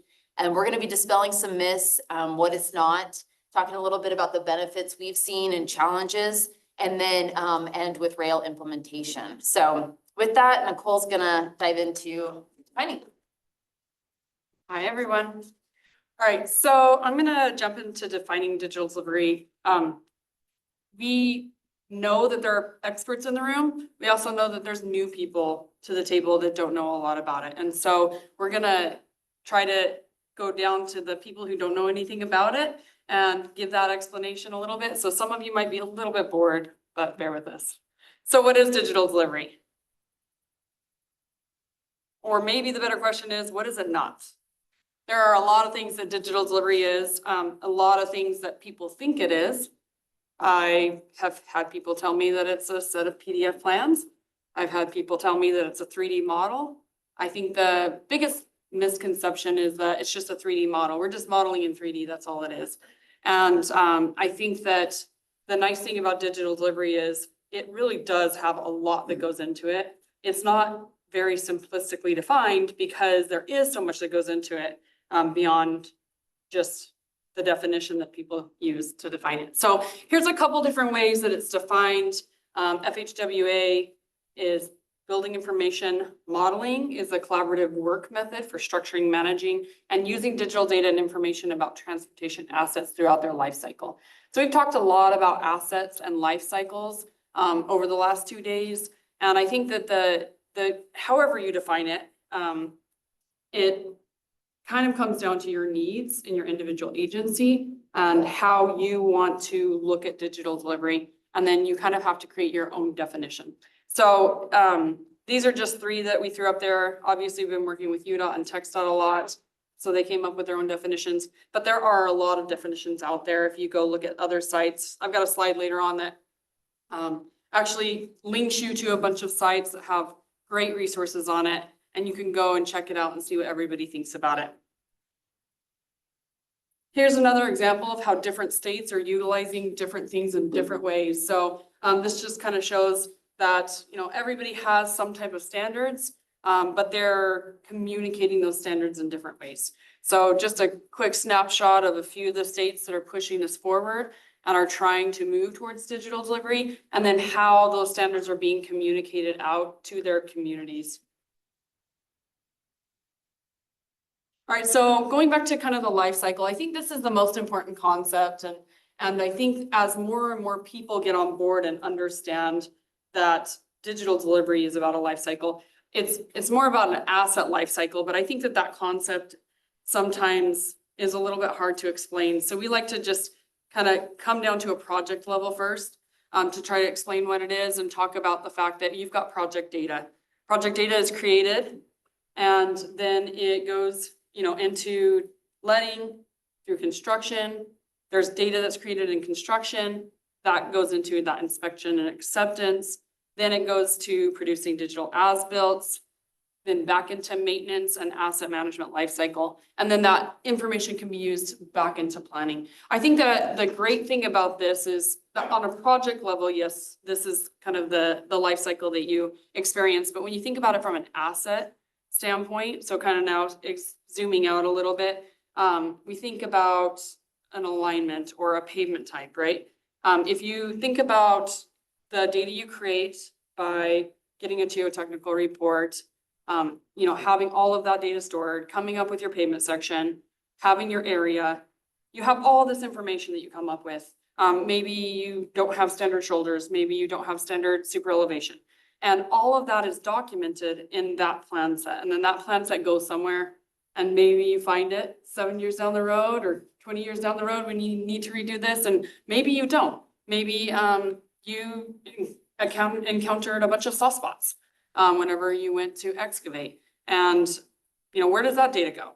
So the nice thing about what we're trying to accomplish is that you can take all that intelligence, all of that information that was created in the design phase, and then in inspection phase, soft spots, for example, they can actually map that out, include that into some type of a database so that the next project comes down the line and you know what you encountered for soft spots, a percentage of your project, you can get quantities better. So all of that carries around and can be used in planning. So whenever you're trying to plan for your next project, you have all that information. You have the alignment information, you have the survey data, you have the digital as-built. So we're trying to get to a point where we're becoming more and more efficient with what we're doing, and then not throwing away all of that information that we're gathering that is really crucial to making decisions in the future for what we want to do with our assets. So a couple digital delivery workflows and use cases. So in design, we've got 3D design for estimate quantities or takeoffs. This is one of the, in my opinion, most beneficial things, because whenever you're fully designing your project out, you are getting a lot more accurate quantities.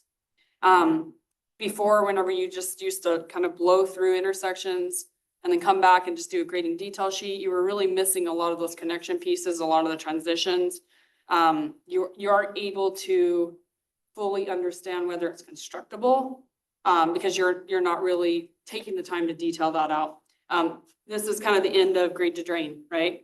This is figuring out how it's going to be graded to drain, which I think is powerful whenever you're trying to come up with really good quantities. And on a small project, it might not matter as much, but on large projects, I think that we're seeing closer and closer bids to our engineer's estimate when it comes to earthwork, because we're getting contractors that are feeling more and more trust from what we're providing them, because they're getting great break lines that are giving them minimal or no flags whenever they're bringing it into their systems. So then they're actually trusting what we're giving them. So it's not just helping us to get good quantities, but it's also building trust, and then also that transition between design and construction. And then design to construction, obviously their model is legal document, and then that automated machine guidance, we talk about that a ton. Being able to take our break lines and put it right into their systems, do a quick check, put that out to the field, use those so that you're not recreating those, and who knows if it's the same, right? So just that ability to transition those data points. And then I don't have it up here, but asset management is obviously another really good use case for what we're trying to accomplish. So I'm going to dispel a few myths. So again, digital delivery is just an electronic PDF. Who thought that when they first heard of digital delivery? Right? No, I've talked a lot about what it is. I think that the thought of the word digital tends to lend to electronic, and it's not always the same thing. And so, I think that a lot of people have this misconception. And so trying to help define it for each agency is going to help dispel that myth too. And then just the more we talk about it, and the more we get out there, the more that people are going to understand that it's much bigger than just a PDF. Digital delivery is too expensive. This actually comes up a lot. And I think this is one of my favorite things to talk about. we spend such a small fraction in pre-design and pre-construction compared to construction. And when we think about, oh, well, now we're having to create a model that's more fully built out, and we still have to do plans, maybe for those states who haven't transitioned to models legal document. But what we're finding, both from our contractors and from actually watching these projects go through the field and through construction, is that our change orders are going down.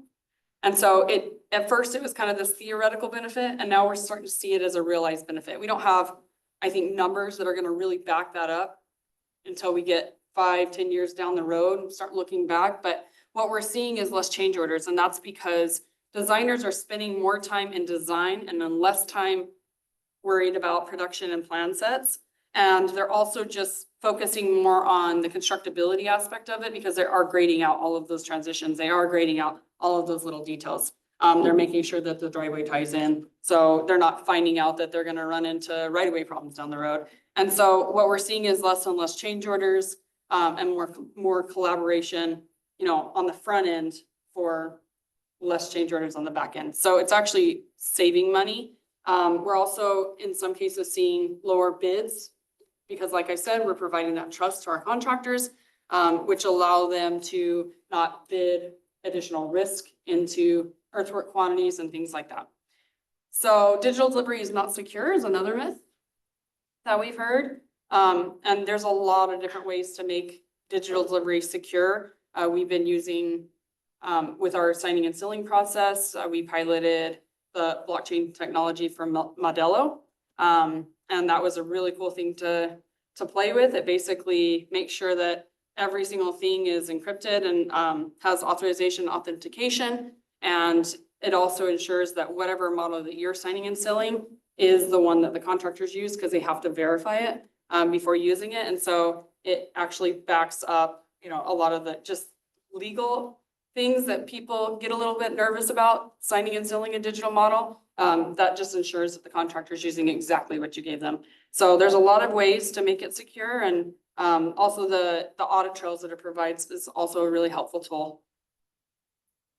All right, another couple myths that I think a lot of people think about is just that everything's modeled in 3D. I think that 3D modeling is a piece of it, but it's not everything about it. And so I think that the big thing to keep in mind here is that we are adding the information and intelligence to each of our elements within the model that can then be transitioned down the line, used for any things in inspection, used for design review, used for contractors, and then used for those maintenance and operation and asset management folks. And so you have to think about the end users that are going to be using this. And there's a lot of end users on that life cycle of that asset, and they use it for different reasons. And so one thing that we did a lot of when we were building out UDOT's workspace was we considered all of those end users and what information they need and why. And we built that into the original workspace to make sure that there, even if it was a blank spot for a while, that eventually that field could get filled. And then you would have the entire amount of information that was needed for all users.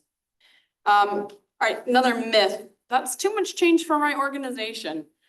This one's kind of a funny one to me. I think a lot of organizations think that they're already doing digital delivery because they're doing 3D design. And when you kind of lay out all the other things that are associated with it, they're like, oh, yeah, I guess we're not doing that. But I also think back to when we used to lay all of the plans out and we were laying down, drawing out all of our alignments. I don't know if you've seen those pictures. I didn't do that, too young, but there are pictures out there. You can Google them. But we've come a long way.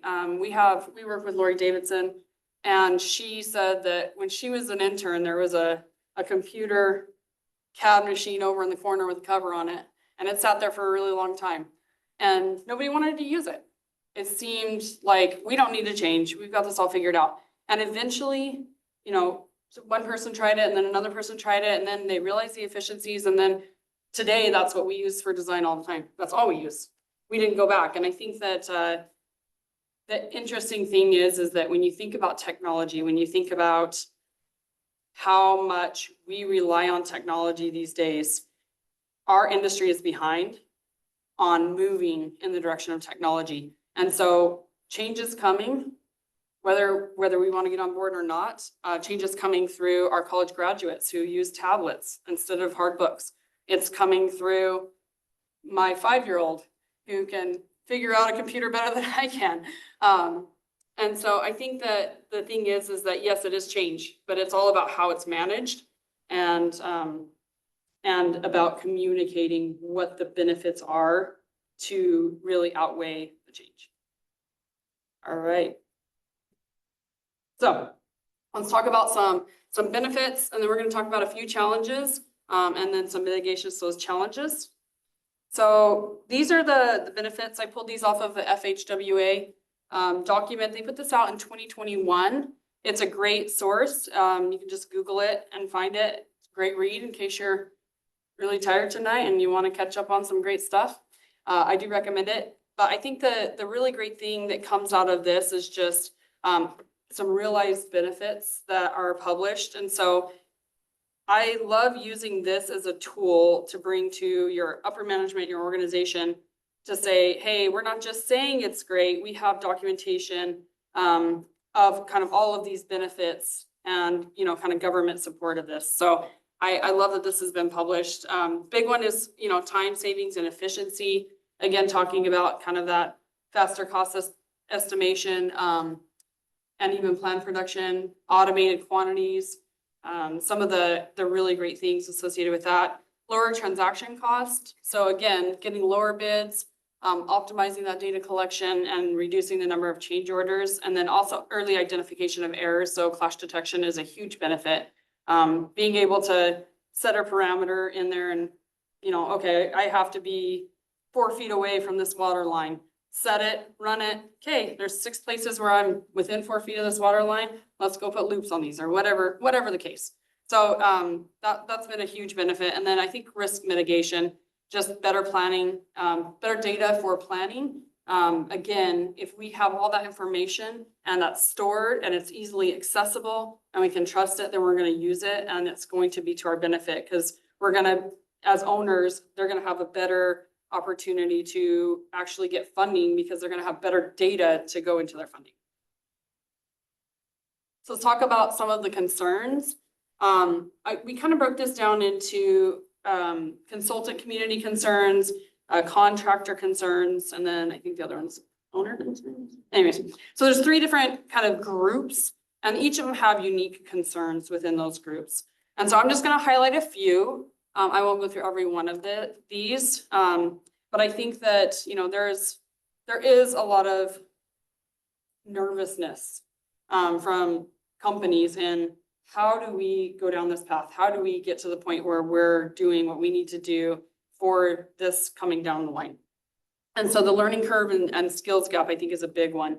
And so it does require training. It does require some time to get people up to speed and make sure that they have the tools that they need to be able to produce these designs in a way that does capture all of that information. And so it's a different workflow. It's a different process. And so I think that the big thing is making sure that the trainings that are available, or that there are trainings that are available for them to take. And the thing is it's really important to make sure that we're looking at different types of training. People learn differently.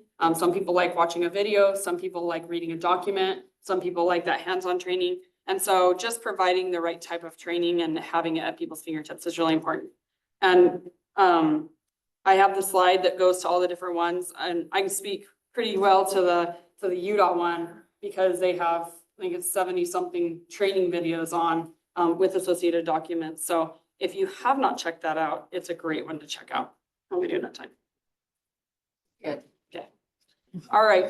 Quality control is another one. I think that there are a lot of ways to do this. I think I've done it a different way on every project that I've done, and I've done 9. And so I think that they're still kind of working this out.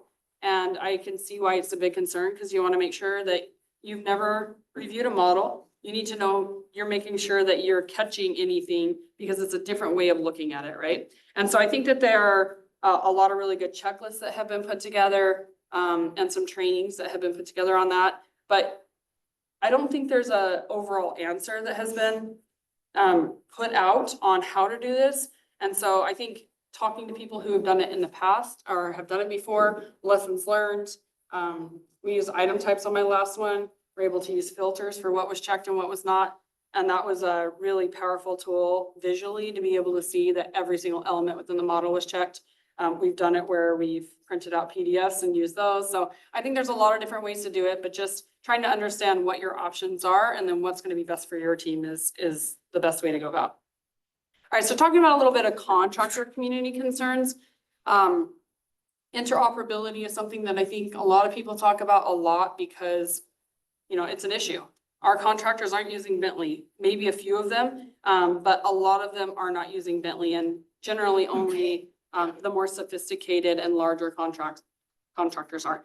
And so being able to make sure that whenever you have something that was produced in Bentley that can either, you know, be translated into Trimble Business Center or Leica or Autodesk products and not lose all of that intelligence and data that was associated with those elements. That's the biggest thing that I think people are nervous about. So if you don't have a plan with annotation and call outs, and you're relying on the information that's attached to the model, and then you can't see it because it didn't come through, that's a problem. And so trying to work on making sure that there is good data interoperability, looking at all the different tools out there has been a big focus of our TechStop project, and just doing some testing and looking at that. Same thing goes for even products within the same platform. There are times when you can think that it will go through and then it doesn't end up going through. So just making sure that you're checking that is going to be really important. All right, so the vendor community concerns. So this is one that we did talk about a little bit yesterday, but customization needs. There are, I think 40 states there the Bentley is in. I think somebody said that. And then the rest are Autodesk or other products, but having to customize their workspace to every single state, that's hard. And you're going to need new workspaces for digital delivery because the ones that you have now don't have all the item types built in. They don't have all of that information built in. And so that's a heavy lift from our vendors to have to, you know, take whatever they were doing and set that aside and now create a brand new workspace for digital delivery. So, you know, I think that's a big concern. Maybe you can give me a thumbs up if you agree. Yeah. Do we get a thumbs up on the screen? And then I think just like keeping pace with technology, we are moving so incredibly fast when it comes to the new need, and we're identifying it at a rapid pace. And so understanding that, hey, I know I need this, and this, but it takes time for those things to be produced. And so I think working with our vendor partners, being able to make sure we have a clear understanding of exactly what we need so that they can implement that in. And then I think sharing those lessons learned with other DOTs across the nation is going to be really important for us as we go down this path. If somebody's already created all of the cells for signs and it's all MUTCD standard, let's share that. Let's get that out so that that's not all falling back on the vendors to help create those things. And then, you know, just that collaboration. All right, so the other thing that that we face is organizational change. So the first two things were kind of more, you know, different groups, but large agencies face unique challenges that and concerns, and that stems from the complexity and the size and scale of organizations. So I'm talking the, you know, federal government, DOTs, large rail, transit authority agencies. And so there's a lot of different things that really have to be taken into consideration whenever you're going down the path of digital delivery. So standardization and compliance, interagency coordination and collaboration, that's a big one. None of us work in a silo. So we're always touching a city or a DOT or whatever it is. And so making sure that is strong is really important. Organizational change and cultural shift. This has been a big one, the change management piece. I know we talk about it a lot, but the reality is that if we do not get champions and buy-in from all of our districts or regions, and we don't make sure that we're communicating those changes as they come, and we just hit them, then it's gonna be a whole lot harder to get buy-in and adoption. And so that's a really important thing to focus on. Infrastructure lifecycle management, cost and budget constraints, procurement and contracting, and then technology and data security, as well as long-term digital delivery strategy. So all things to consider whenever you're moving an agency into a different direction. So this is, I love this slide. It comes along with a story, but we don't have time to tell the whole story. But basically, it's really important to know that we've been doing this for a long time on my, and tradition is great, and it should have a seat at the table, just not the head of the table. It's important to be open, keep your minds open to change, and realize that that change is coming. So let's grab it by the horns and let's go along with it. So with that, I'm going to turn it over to Ellie. Thanks. We were really lucky to get Nicole today. She was here for yesterday, and so I snagged her and said, come join. And so we're lucky because wealth of knowledge there. So I really appreciate it. She's taken off for the airport here, so I'm going to make sure that we finish on time. Rail implementation. This is something we definitely could fill a full hour talking about this. So I don't know if we'll have time for Q&A, but looking forward to this afternoon's conversations. So in our work with Utah and Texas, this is part of Kimley-Horn's this is our best practices. If you were to build a program, here's building blocks.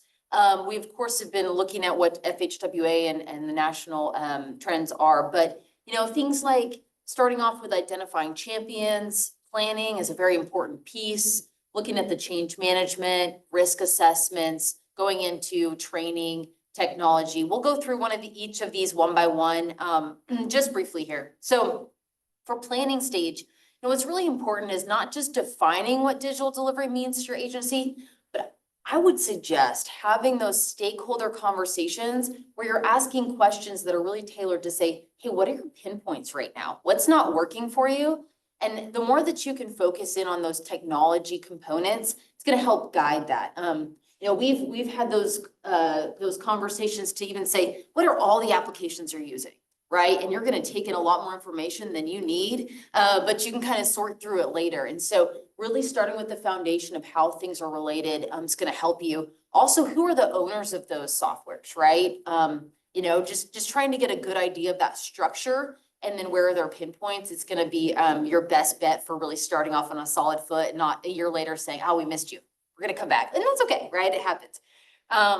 But, understanding, what are those priorities, right? You might have a long list of here's the things that we want to work on, and then really getting down to what's going to make the most impact. And so as you heard earlier today, design to construction has been a big focus for the digital delivery efforts. And so that could be a place to start with your priorities.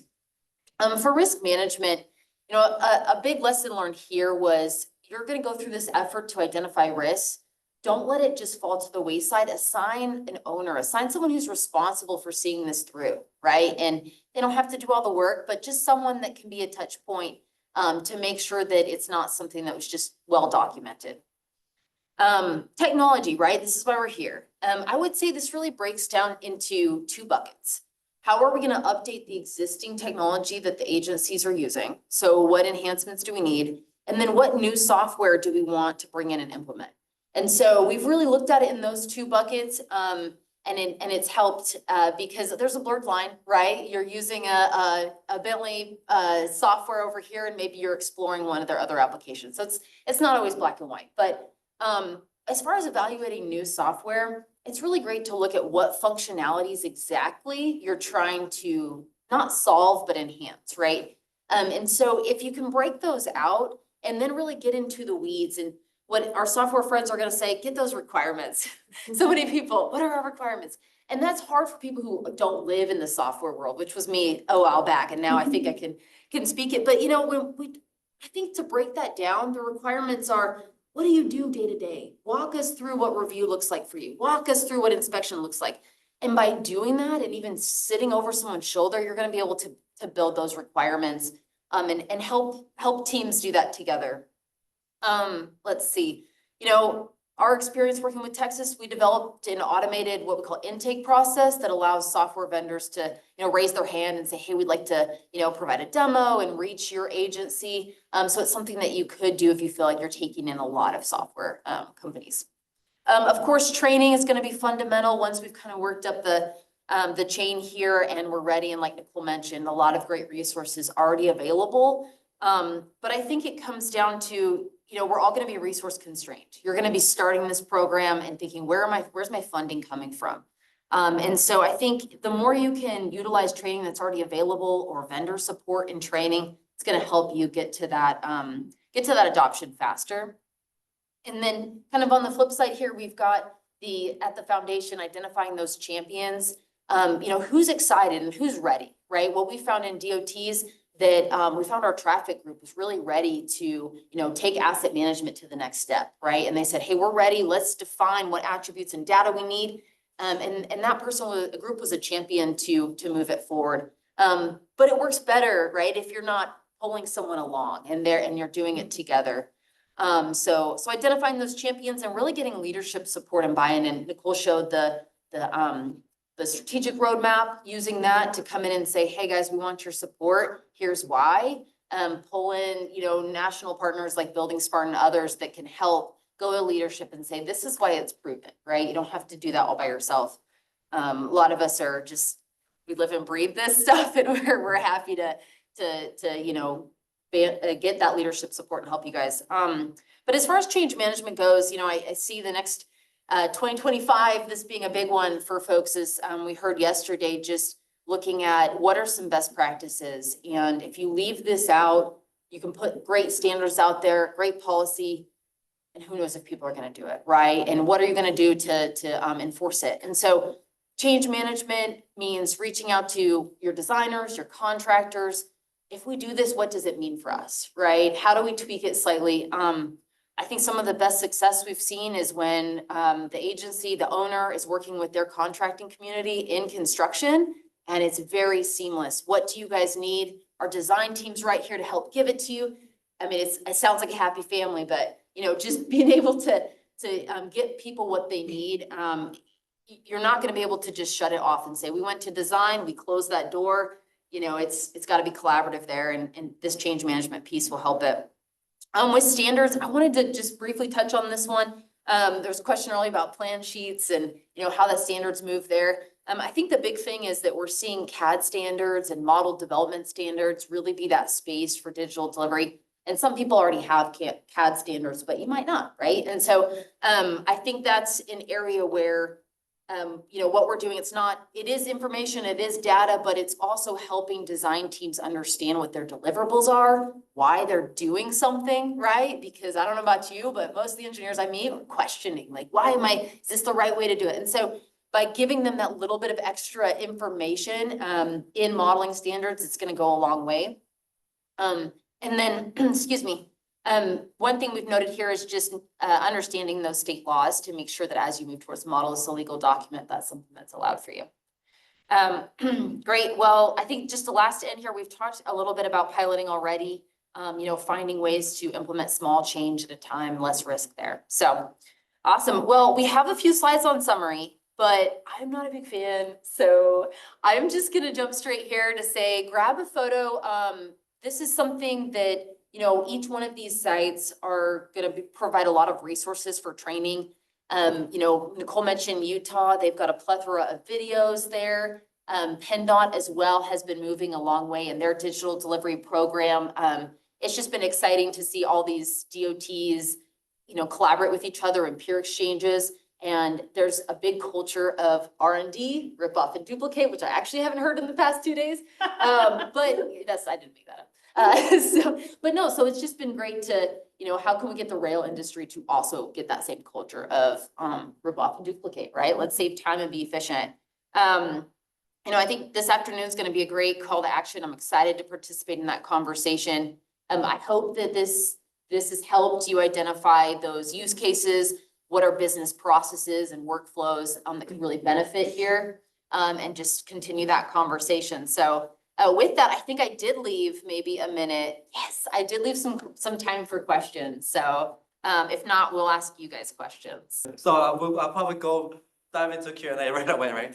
A couple of comments that I saw that was very interesting, tradition versus innovation, right? The interesting part for our company, the way we actually been pitching to our client was, we've got on a typical construction management work, we've got 34 years on the job, basically representing the skill sets. Now we're bringing digital as a supplementary service to our client rather than saying, look, you're a tradition, you're old, you're out of date. Because that expertise is what we need to make sure that digital is working. So I thought all of those comments are really great, and probably going to dive right into my slides in terms of where we stand from STV's perspective on organizational change and how we're implementing digital. I'm going to start with that and then give you a couple of examples. Unfortunately, I was not able to get clients' name listed, but I've got a couple of publicly available information that I can describe what the project is about. So, okay, there you go. STV, if you don't know who STV is, we're basically US-based company. All of our projects are US-based. Give or take about 70 to 75% of our projects are infrastructure clients, and the rest of the 20s are private and vertical stack of clienteles. We've got about over 50, offices throughout the country. And we do we cover almost all the markets.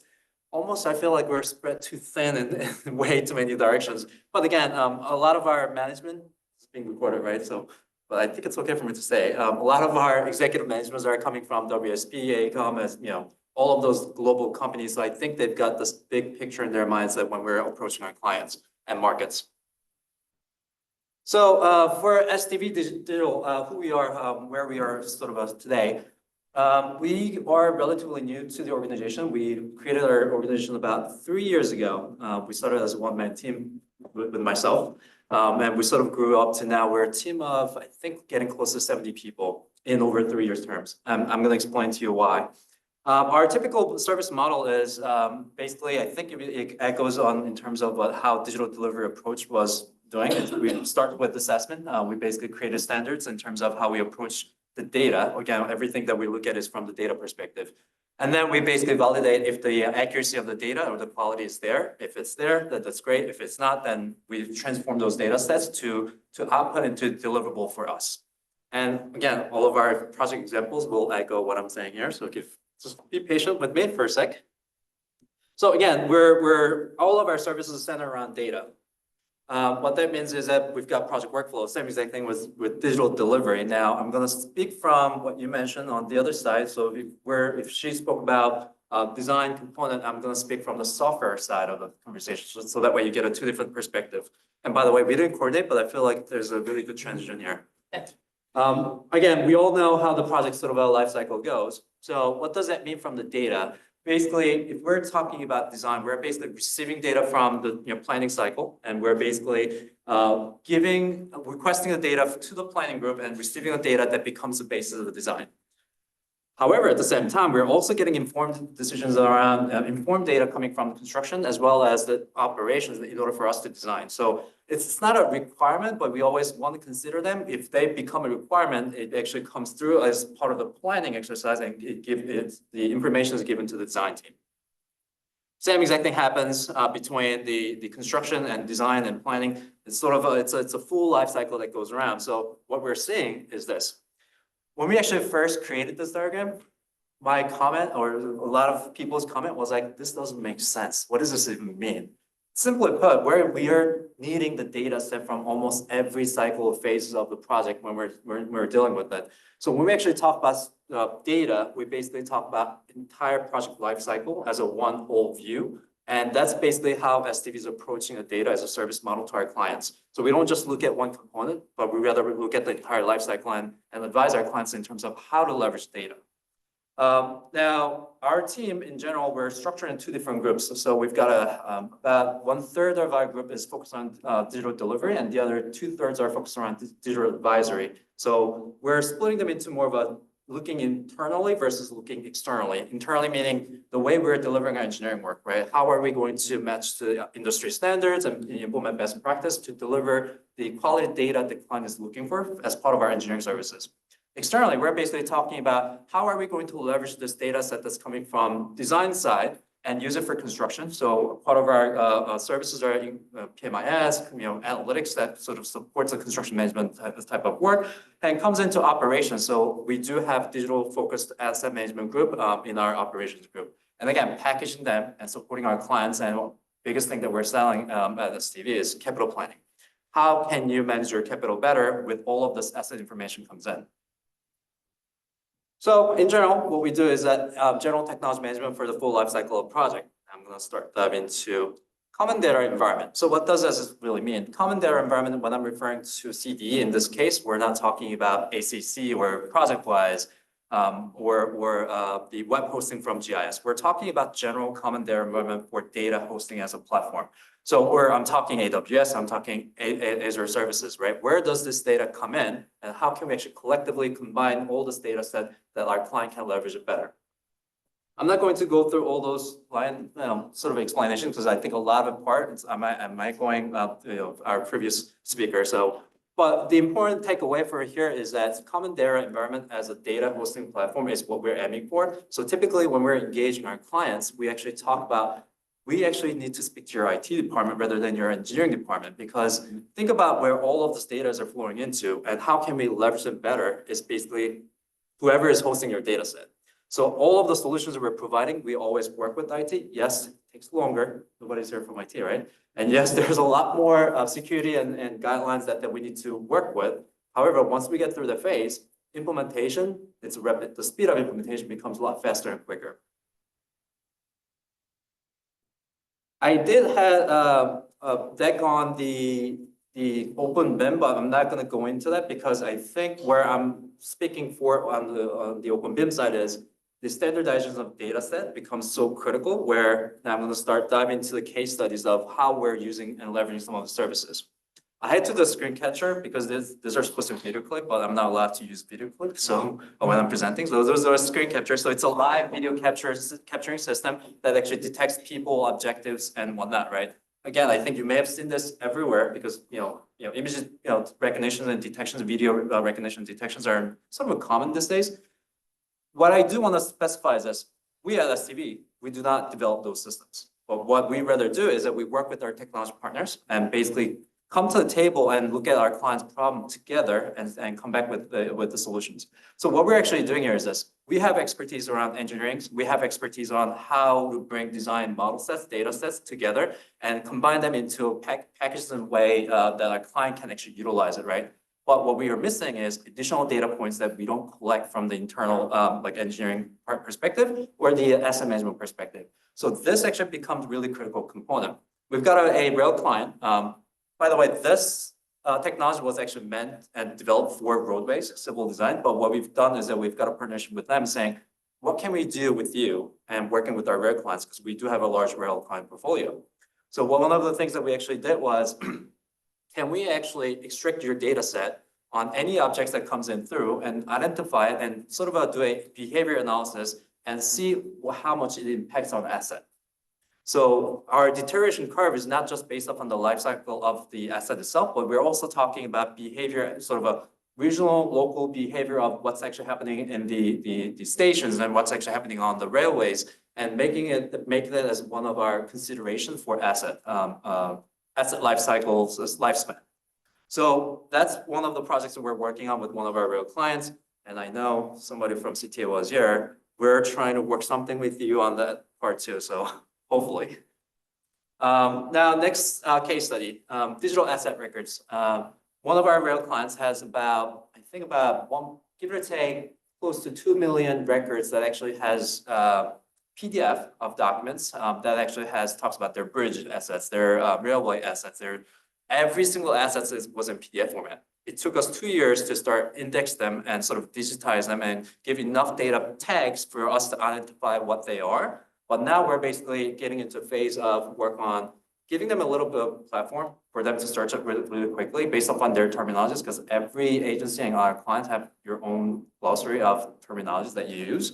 So what we're actually doing is that we actually implement those terms into the platform and gave ability for engineers to start looking into them. It took 2 years for us to actually, it's not the actual work that it took 2 years. It's really about the conversation and managing the expectations of what can we achieve in given time and given budget. So first round was, they actually had 3 separate data sources. So what we've done is, why don't we start with your first data source? That was about over 500,000 sort of records. So it took us about 4 months to start tagging them and making them more available for a digital perspective. And we gave them a platform, and we basically attached the search engine on top of it, and it gave them a platform for them to actually quickly assess their digital assets. Now we're in the second phase of going through the rest of their digital assets, which is about twice bigger than what we've done on the first phase. Where we're headed with this entire platform is basically 2 things. One is we want to give them a ability to attach with AI, so that way the search engine becomes not a human-driven or human sort of processed algorithm, but rather it's AI-driven process. And where we want to try to go with that is attach them with GIS, so that way all of those assets can be geolocated on the map, so that way you could easily pull saying, look, we've got an issue here, what are some of the digital record, and you could just pull them out using the geospatial information systems. The next case study is where are we headed as a company? So we're actually looking at predictive analytics as our major component to push on the digital side. One benefit that we actually have in place is that we actually have a dedicated budget, which I'm sure a lot of you do too, but I've never seen a budget that I've received throughout my career on this side of the work. Which means we gave us a time and resources to start putting together data scientists and geospatial GIS analysts and all of the technology buckets that we could bring in and start putting together predictive analytics looking at the large scale assets. Typically, we've done this on the smaller building scale, but what we wanted to do is that we want to cover larger scale because our clients in the rail side, you're not just managing 1 or 2 assets, you're basically managing a citywide or corridor-wide or interstate-wide. So what we want to make sure is that we've got enough data points to start processing them. As part of our learning curve here is that as much as we're capturing the data through openBIM and through our design process, there's way too many data points are missing. So in order for us to run more accurate sort of a predictive analytics in terms of which part of your assets is deteriorating faster or slower based upon your locations, or whether it's based upon your sort of a behavior of riders, it's all those information missing. So what we are trying to do is that we're trying to talk to our clients and say, how can we collect this data better with you? Again, at STV, we're an engineering consulting firm, so we can't do that. So we're now reaching out to data providers and saying if they could partner with us and getting all this data points together for our clients and have a better predictive analytics for their preventive maintenance in the future. Again, half of my discussion was supposed to be on digital delivery, but that was being covered on my previous. So I'd rather open up for Q&A and talk about what we're